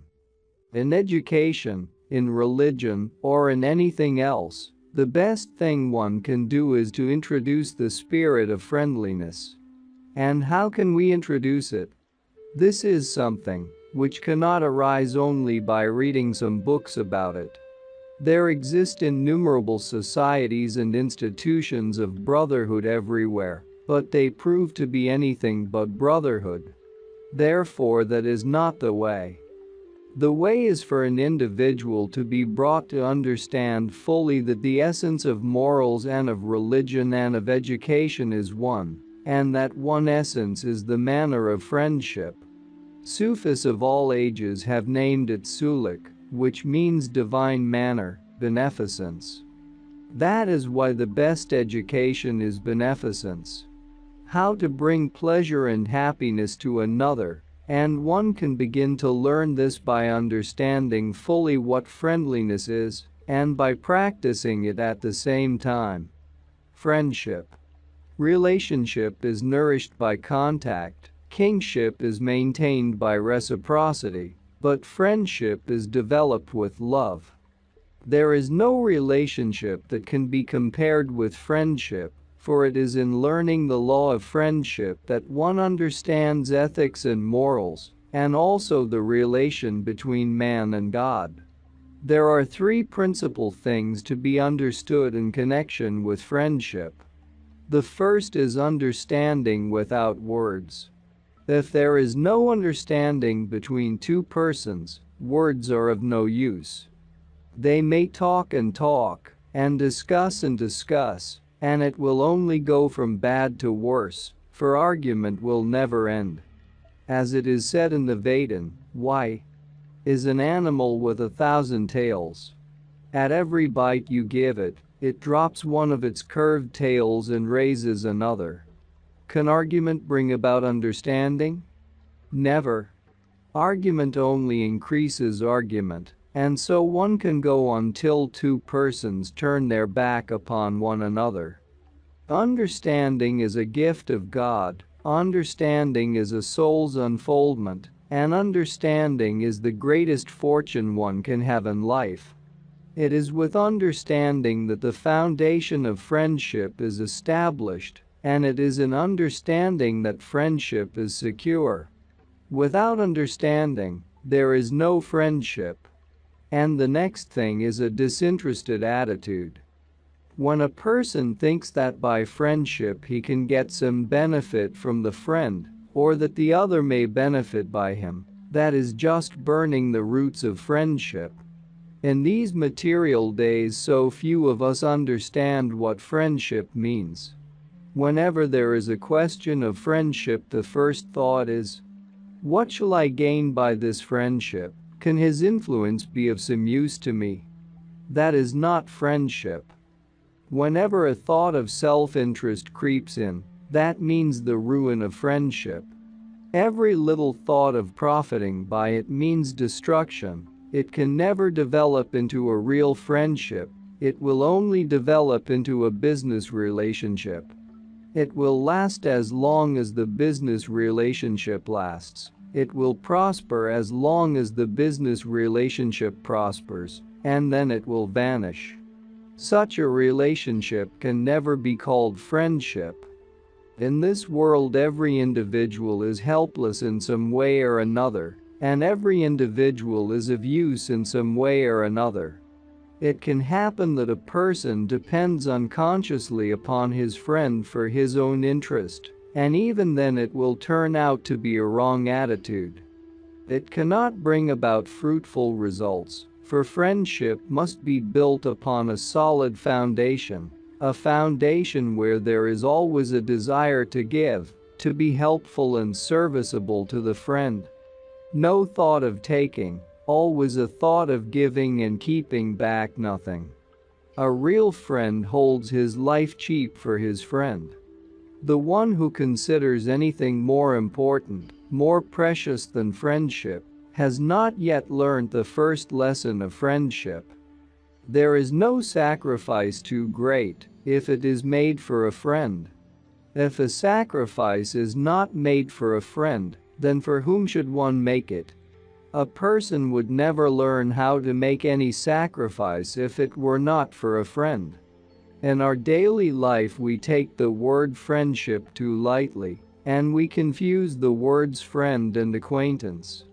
An acquaintance is someone whom we have met, and he has seen us, and we recognize one another. We may have been introduced at a dinner party. We use the word friend so freely in everyday language that we have forgotten the meaning of it.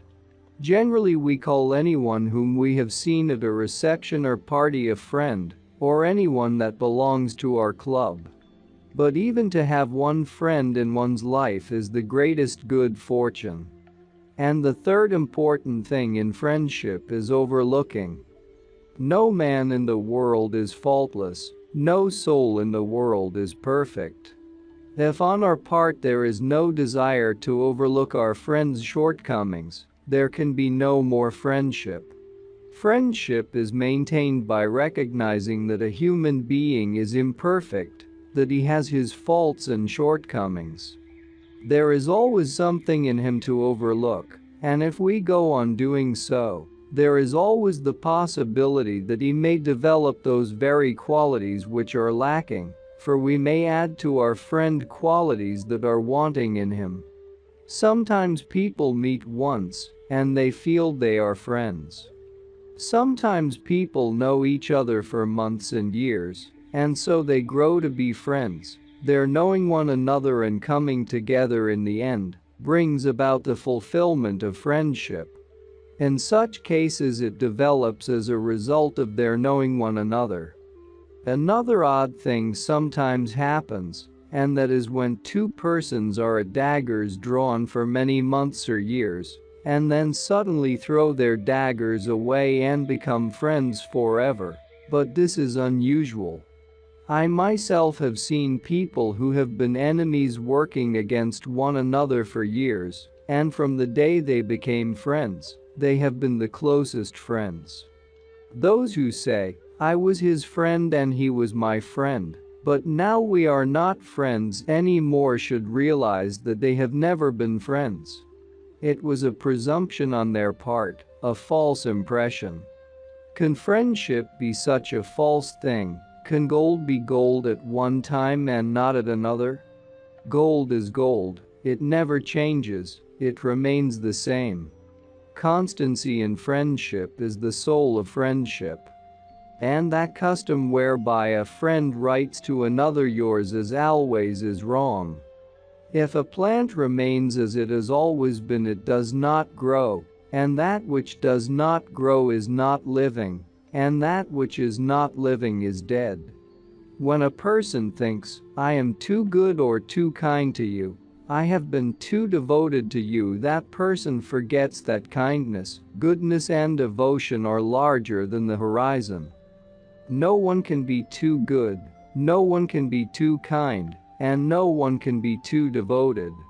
And when there is a discussion between friends, and one says, "I have done so much for you, I have suffered so much for you, I have had so much pain on your account, I have had such a difficult life for your sake," then he is entering into business. He wants to keep a diary of what he has given in the form of love and kindness and goodness and sacrifice. A true friend makes every sacrifice he can and never thinks about it. He does not even allow his mind to ponder upon the subject.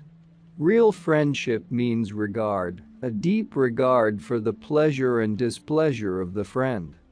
Is there anything in life which is more delicate than friendship, taking care that no words should hurt the friend, that no action should harm him, that not the slightest shade of coldness may fall on his heart? It is most difficult. If a person has learnt the manner of friendship, he need not learn anything more, he knows everything. He has learnt the greatest religion, for it is in this same way that one will make a way to God. The one who has never learnt the manner of friendship will never know the way to God. He may be God's worshipper, but he cannot be the friend of God. There is an attitude, which one often sees in friends, and that attitude reveals a divine secret. It is the tendency to cover up any fault that one's friend has committed from another person, and not only to cover it from the sight of others, but even from one's own sight. Never thinking about it, never looking at it, interpreting it differently, such a man turns the wrong of his friend into right. And every little good point of his friend, even though it may only weigh an ounce, he makes into a pound. He appreciates and admires it so much, he raises it so high, he considers it so great, that another person cannot imagine how this insignificant idea, this slight merit, can be valued so highly. In the beginning of my spiritual pursuit, when I went to my Murshid, there was no end to my enthusiasm, there was no end to my devotion, there was no end to my excitement about it. I told everybody I met how I felt about the personality of my Murshid. Once, in answer to my deep feeling, my Murshid said, "Friendship in the path of God, friendship in the path of truth is greater than any friendship in life." And at that time I met a very learned man in Hyderabad, with whom I spoke about the deeper things of life. He was interested to hear such deep thoughts from a young man, and said that he would like to see more of me. And in my great enthusiasm I said, "If you saw my teacher you would realize that there is no one in the whole world who can be compared with him. So great is he, so wonderful is his personality, so blessed is his presence, so inspiring his glance, so peaceful his atmosphere." He said, "I would like very much to see him." "Where does he live?" I told him, and then he exclaimed, "There? I have lived there for 20 years, it is just next door to my house." "What is his name?" I told him, and he said, "I have known him all these years, but I never thought he was so great." In 20 years he had not seen what I had seen in a few months. It is friendship that enlightens one, and it is distance that keeps one's eyes covered. If we are friends, and if we cannot understand one another, then we are not yet friends, we only think we are friends. But if we understand, then all the beautiful points in us both are made 1,000 times more clear because of that friendship. In friendship there is no limitation. Lastly, we come to that most mysterious expression, and yet an expression which is known to all on the religious path. The grace of God. What is it? It is the friendship of God. It is the friendly emotion of God. It is not the judging quality of God. When God's grace comes, it does not come by saying, "Are you worthy? Are you unworthy? Do you deserve it? Do you not deserve it?" It comes as emotion, love, devotion, admiration comes from friend to friend. There are no limits to it. It is all right for someone to say that because in the past incarnation he has done so much evil, in this life he has a bad time with much suffering, or that in the past incarnation he has done so much good, that this time he has become rich. And it is all right for others to say that when they go to hell for their sins, they will be whipped and thrashed and put into the fire.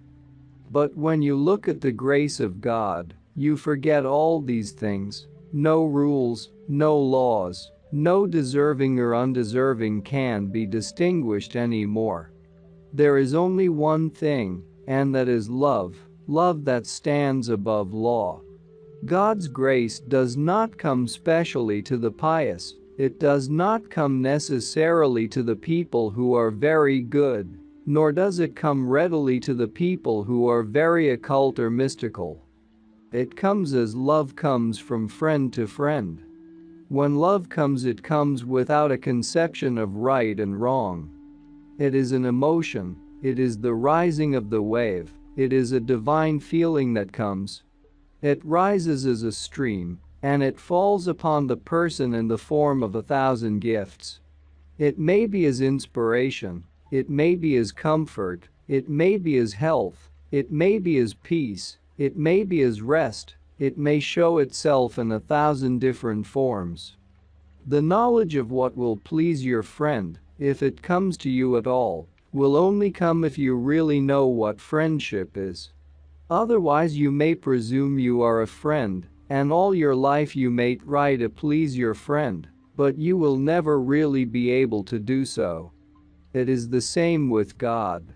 You may do all possible good actions and offer 1,000 prayers, and yet if you do not know what pleases God, you cannot please Him. But it does not come from knowledge, it only comes from friendship.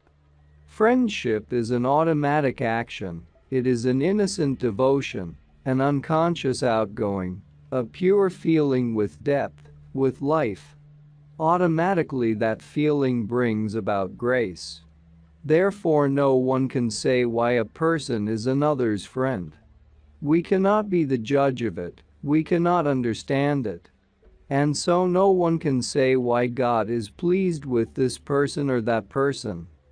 Sometimes we see that people who do not deserve it have great wealth, and then here are others who, if they had money, would really make the best use of it. Some do not seem to deserve the position or rank they hold, others perhaps in our eyes deserve more, and yet in the eyes of God it is different. It is because they deserve it, though we do not see why and how. And it is the same with friendship. When someone said to Majnun, Lila is not beautiful, why are you so devoted to Lila? Majnun said, to see Lila you must borrow my eyes. When we judge people, do we see with the eyes of God? Do we see what feeling God has towards them? And when we cannot see in this way, we have no right to question why others are in this or that position in life, why some people are rich, why they are in a big position. It is all a kind of battle with God. And those who learn this one principle, that with a friend one should do one's very best to the end, in order to prove worthy of his friendship, and those who try to do their utmost to regard the pleasure and displeasure of God without any thought of reward or of any answer from Him, it is those who really know the meaning of friendship. The four paths which lead to the goal. There is one path which may be called the way of the intellectual. When an intellectual person has risen above his intellectuality, it is then that he may be called an intelligent person. For there is a difference between the intellectual and the intelligent. An intellectual person is he who has gathered knowledge by impressions, by studies, and he is the king of the domain of his intellect. What he has learned, what he has studied, what he has experienced, he has kept in the book of his mind, and that is his world, but it makes him captive to a limited horizon of knowledge. And it is the rising above that knowledge which may be called intelligence. Yet it is the intellectual person who is capable of being intelligent. Intellect is a cover over intelligence, and when this cover is taken off, then a person becomes intelligent. The intelligent one is he who perceives for himself, who learns for himself, who understands for himself, who recognizes things by himself, who is a pupil, and who is a teacher within himself at the same time. Once a person has risen above the boundaries of his limited knowledge, then the higher knowledge begins to come to him by itself. He begins to learn more in one moment than an intellectual person would learn after having read all the books in the library during many years. When once an intelligent person has got an insight into the hidden laws of nature, he begins to see a way opening to the higher knowledge. His reasoning changes its nature, it becomes the essence of reason. He does not see things through the reason he has learned from the world, but he begins to see the reason of all reasons, the reason which is covered by ordinary reasoning. Man is born intelligent, it is afterwards that he covers his intelligence, and that he is glad to call it intellect. Then he is recognized as being learned, and he thinks that he has acquired some knowledge, but it is at this point that he makes his intelligence limited. And as long as his intelligence is limited, he cannot see further than he sees. There is a time in a person's life when he is learning, and there comes a time when he himself is knowledge. It is at the time when the soul becomes knowledge itself that it begins to have glimpses into the hidden laws of nature, and this illumination may develop, so that a person sees the whole of manifestation clearly and fully in the light of intelligence. The Quran says, God is the light of the heavens and of the earth, and if there is any spark of God that can be found in man, it is his intelligence. Naturally, therefore, when this divine light which is hidden in man is once brought to a blaze and has risen as a flame, it illuminates his path towards perfection. The second path to perfection is the path of righteousness, of duty, of good actions. A person may not be intelligent, but conscientious in what he does and what he should do, always using his goodwill to do a righteous action. And by doing so he is fulfilling that law of harmony which automatically raises his soul to perfection. Very often one wonders about friends or relations who one thinks are goodness itself, their actions being righteous actions. And yet they never seem to show any tendency towards religion or meditation, and then one often thinks what a pity it would be if they did not arrive at spiritual perfection. But it is quite possible that they will arrive at that perfection before the seeker who makes too much fuss about it and does little, before a person who talks too much about spiritual things and knows little, before the one who is clinging to the outer signs of religion and spirituality. Merely by his righteous actions, by his good deeds, such a person will attain the goal. He may not know it, but it will work automatically, because he is taking the path of righteousness, which will surely lead him to perfection. The third path is the path of discipline, and it is in this path that concentration, meditation, contemplation, and all different forms of discipline are necessary in order to bring about that realization which is the ultimate goal. The path of meditation enables man to experience different planes of life, not always classified as people do when speaking about this plane and that plane, this grade and that grade. The real experience of inner life cannot very well be classified. For instance, if one asks a meditative person, are there 7 planes of existence? He will say, yes, it is so. But when another person says, I have read in a book on Greek philosophy that there are 9 planes of existence, can it be true? He will answer, certainly. Then another one comes and says, I think that there are only 3 planes, and again he will agree.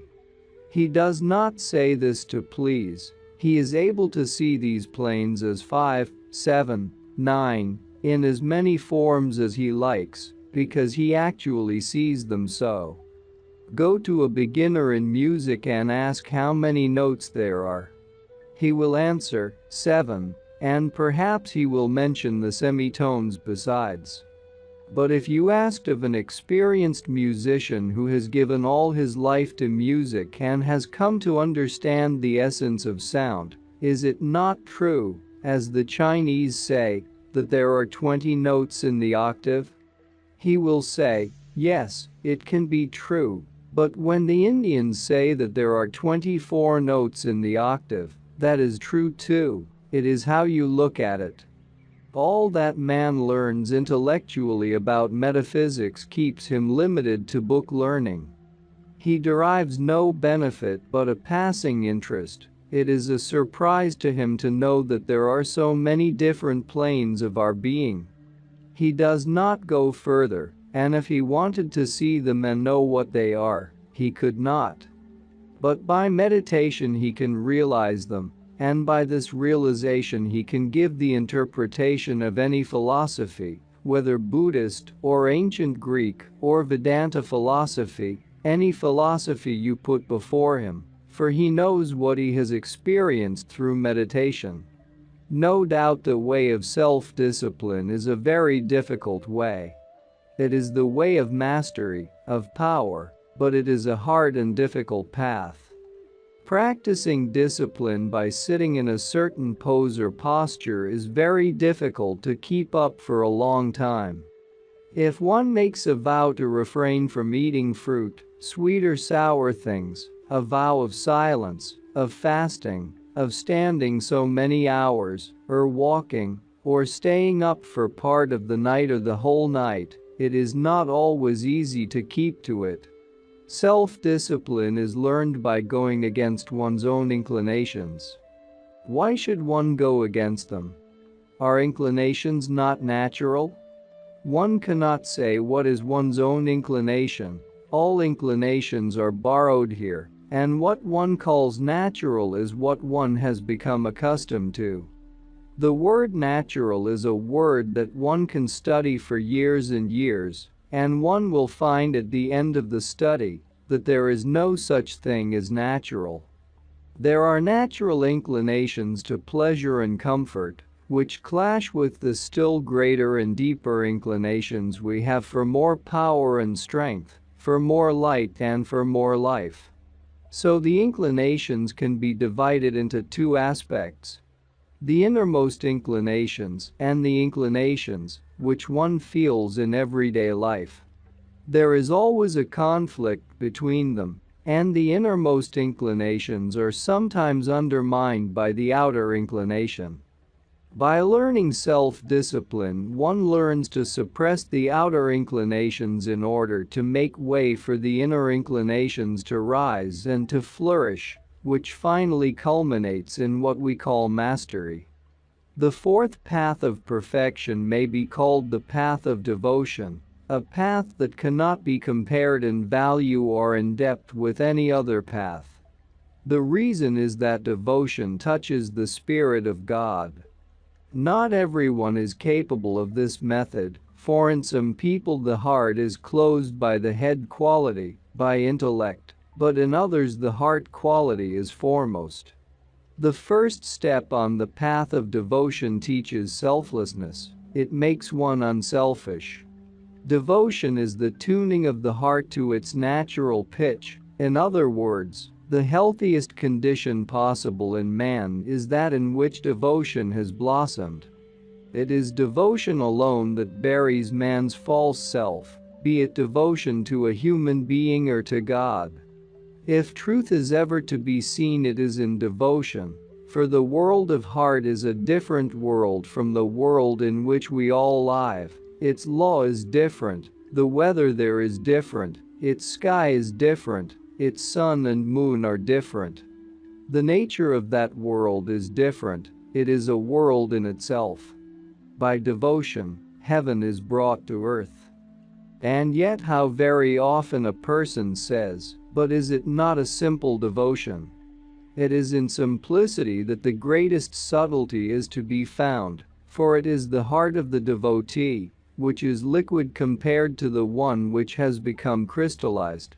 It is awakened to sympathy, it is open to appreciate all beauty.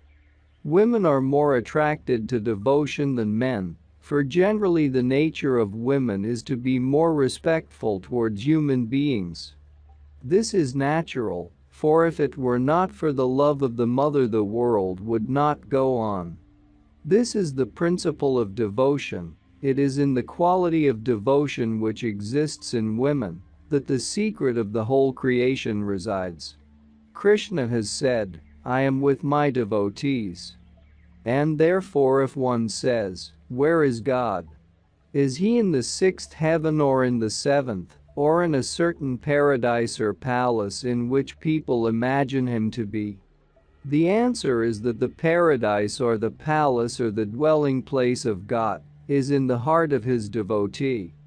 No doubt it is not easy for man to rise to devotion to God. It is on this account that the Sufis in all ages have practiced devotion gradually, by their sympathy for their teacher, by the devotion to their Lord, and by the culmination of that devotion in God.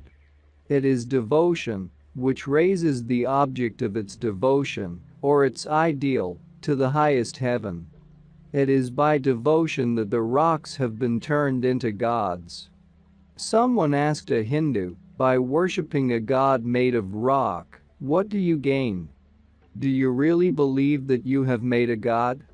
"Yes," said the Hindu, "my hands have made this god of stone, and my devotion has given life to it." If you believe in a formless God and have no devotion, you have not yet reached him. He is far away from you. My God is before me, your God is far away from you. As the Bible says, God is love. If God is to be found anywhere, he is to be found in the heart of man. And when is he to be found? When the heart is awakened to sympathy, to love, to devotion. Human evolution. It is not only the human race that has evolved as time has passed, age after age, but an individual also evolves in his lifetime. In other words, humanity evolves gradually during a world's lifetime, while an individual, if he evolves at all, does so during his life. It is possible that the human race may take an opposite course. Instead of evolving, it may go back, and so it is with individuals too. But a person who is really evolving will not go back. If he did go back some steps, he would feel uneasy and discontented, and he would go forward again. Perhaps he will go back 100 times, but then 100 times he will go forward again. For a person who has once experienced the joy and happiness of evolution will not be content with going back. Feeling the discomfort of it, he will go on. No doubt the rhythm of every person's evolution is different. One can read in the Vedan that one soul creeps, another soul walks, another soul runs, and another soul flies, and yet they live on the same earth, under the same sun, and they are all called human beings. How strange it is that at the present time a new spirit is awakened in humanity, and one does not recognize the evolution of personality any longer. What one does distinguish is the nationality. Whatever country one enters, the first thing they ask for is one's passport. It does not matter what evolution one has, and it does not matter what one's soul is experiencing. As long as one has a passport which distinguishes one as the subject of this or that country, that is the important thing. And very often people make a great virtue of saying, "I am as good as you." But imagine the insolence of it. The better one is the less one considers oneself to be. The one who is really better could not say, "I am as good as you." This means that the consciousness of the present-day man is inferior. He says, "I am as good as you," because unconsciously he feels inferior in his mind. Whose fault is it? One might say it is the fault of nations, of races, of education, and one might give many other excuses. But it is the times, it is the spirit of the times. It is no one's fault. Yet at the same time it is not necessary to go through a condition and a kind of intoxication. It is better to awaken to the knowledge of that condition. It is better to become acquainted with the real condition of humanity today. When we study human nature from a metaphysical point of view, we shall see that the origin of human nature is the same as the origin of all other things, and the central theme of that origin is intolerance. Without reason, man's first feeling is that another must not exist. Later that feeling becomes modified, and man becomes more sympathetic, more harmonious and considerate, but the first feeling he has is that another should not exist. Where does this feeling come from? In reality, there is one life and there is one being. This world of variety is made of one being. It is the manifestation of the one. But at the same time, in this world of variety, in this manifestation, the one being loses that consciousness of being one, and there arises the consciousness of being many. In that way, one being comes to stand against another being. Friendship, sympathy, harmony, attachment, devotion, all these come afterwards as man evolves, but they are not his first tendencies. The first tendency is a kind of jarring influence. For instance, how happy one feels when one is sitting in the train alone, but as soon as another person enters, one thinks that this is a great crime. One would rather he had gone to the other compartment and left one alone. It is a natural feeling when in a restaurant one is eating at a table alone, and a stranger comes to sit at the same table. He may be an angelic person, but as soon as he comes, one thinks, why? Have they not got any more tables? And this feeling comes even to harmonious people. I am not speaking of the inharmonious ones. Is there then anything to be surprised at if in the history of the world there have been so many wars and battles? And for what? For nothing. Man is more fond of war than of peace. He likes peace after a war, but if he had loved peace before the war, there would never have been a war. What is the soul? If there is any explanation that can be given of the soul, it is the feeling of I am. The feeling of one's existence, this is the soul, that part of one's being which feels that one exists. And what is the ego? Ego is what is gathered around the soul, and that is the knowledge of oneself. When a person says or feels, I exist, that is the feeling of the soul. But he goes further and says, I exist as what? I exist as a physical body, as hands, as feet, as head, as a tall person, as a short person, as a thin person, as a stout person. It is that feeling of being a tangible and visible being, it is that knowledge surrounding the soul, which makes the ego, the nafs. There are many friends in this world and there are many enemies, but the best friend and at the same time the worst enemy is our own ego. It is our best friend when it becomes a friend, but first of all it is the worst enemy. Every time a person takes offense at something, every insult that a person feels, every impulse to do something, it all comes from the nafs. The ego is like the rose and also like the thorns which surround the rose. It takes the place of the thorns when it is not cultivated, and it becomes a rose when it is refined. And the way to make it refined is to humble oneself and to crush one's desires. It is by the process of crucifixion that a person refines the ego. It is a hard grain, and it must be ground till it becomes a fine powder, out of which a paste is made. When the ego remains in the condition of a thorn, more thorns come, and more, till it increases its thorns to such an extent that everyone who touches that person is dissatisfied. We all have friends to whom we should be most grateful if they would keep away from us. We love them, we like them, but we would be very glad if they would keep away. What is it? It is the thorns that hurt. In what way do these thorns manifest? They manifest in the form of words, of actions, of desires, in the form of manner. Why does one feel annoyed with certain people in life, even before they have uttered one word? Because the thorn is pricking.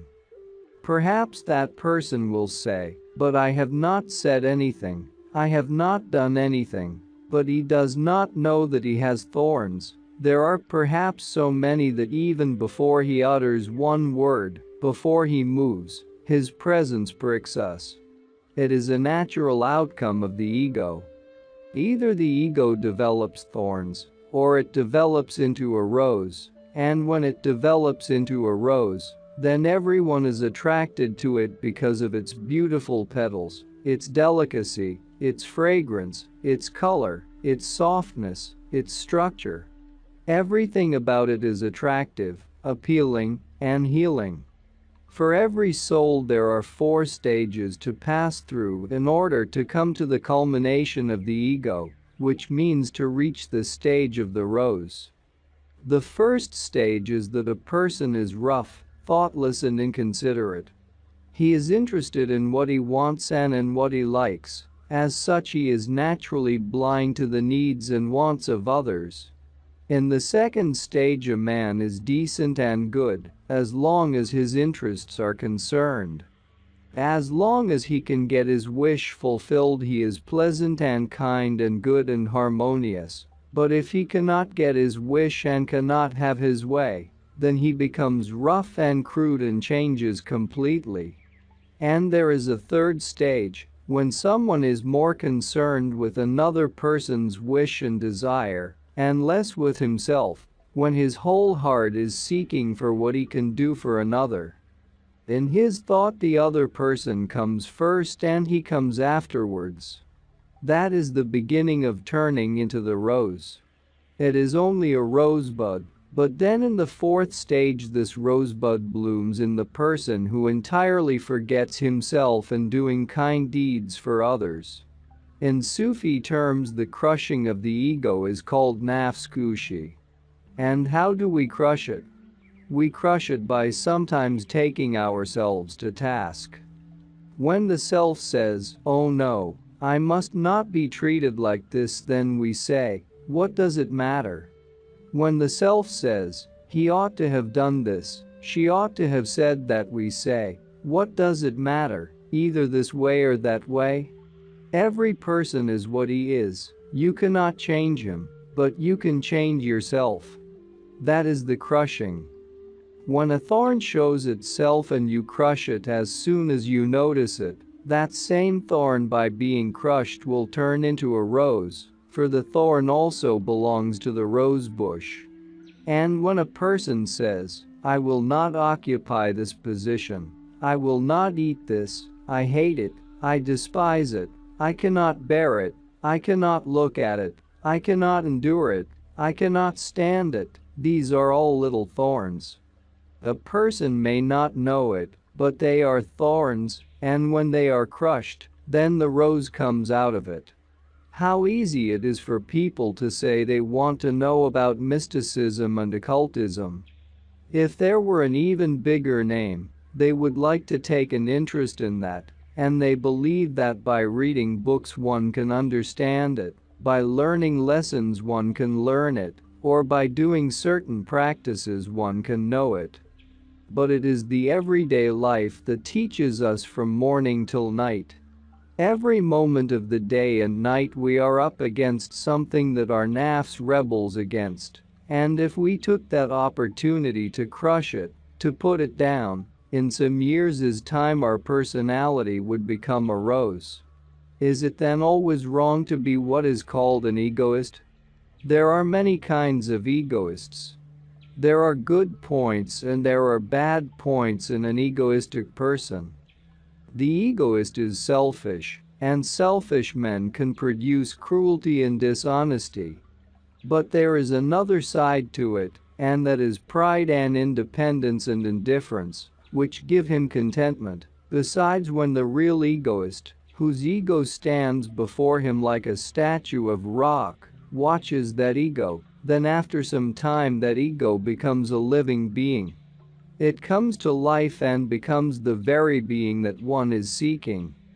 Therefore the right egoist is right and the wrong egoist is wrong. For whom shall we build a throne of soft cushions? For our own vanity's sake, thinking that we are better than others? No, for the pleasure of others, and not for our vanity. As soon as the question arises, am I not better than others? Am I not more spiritual or wiser than others?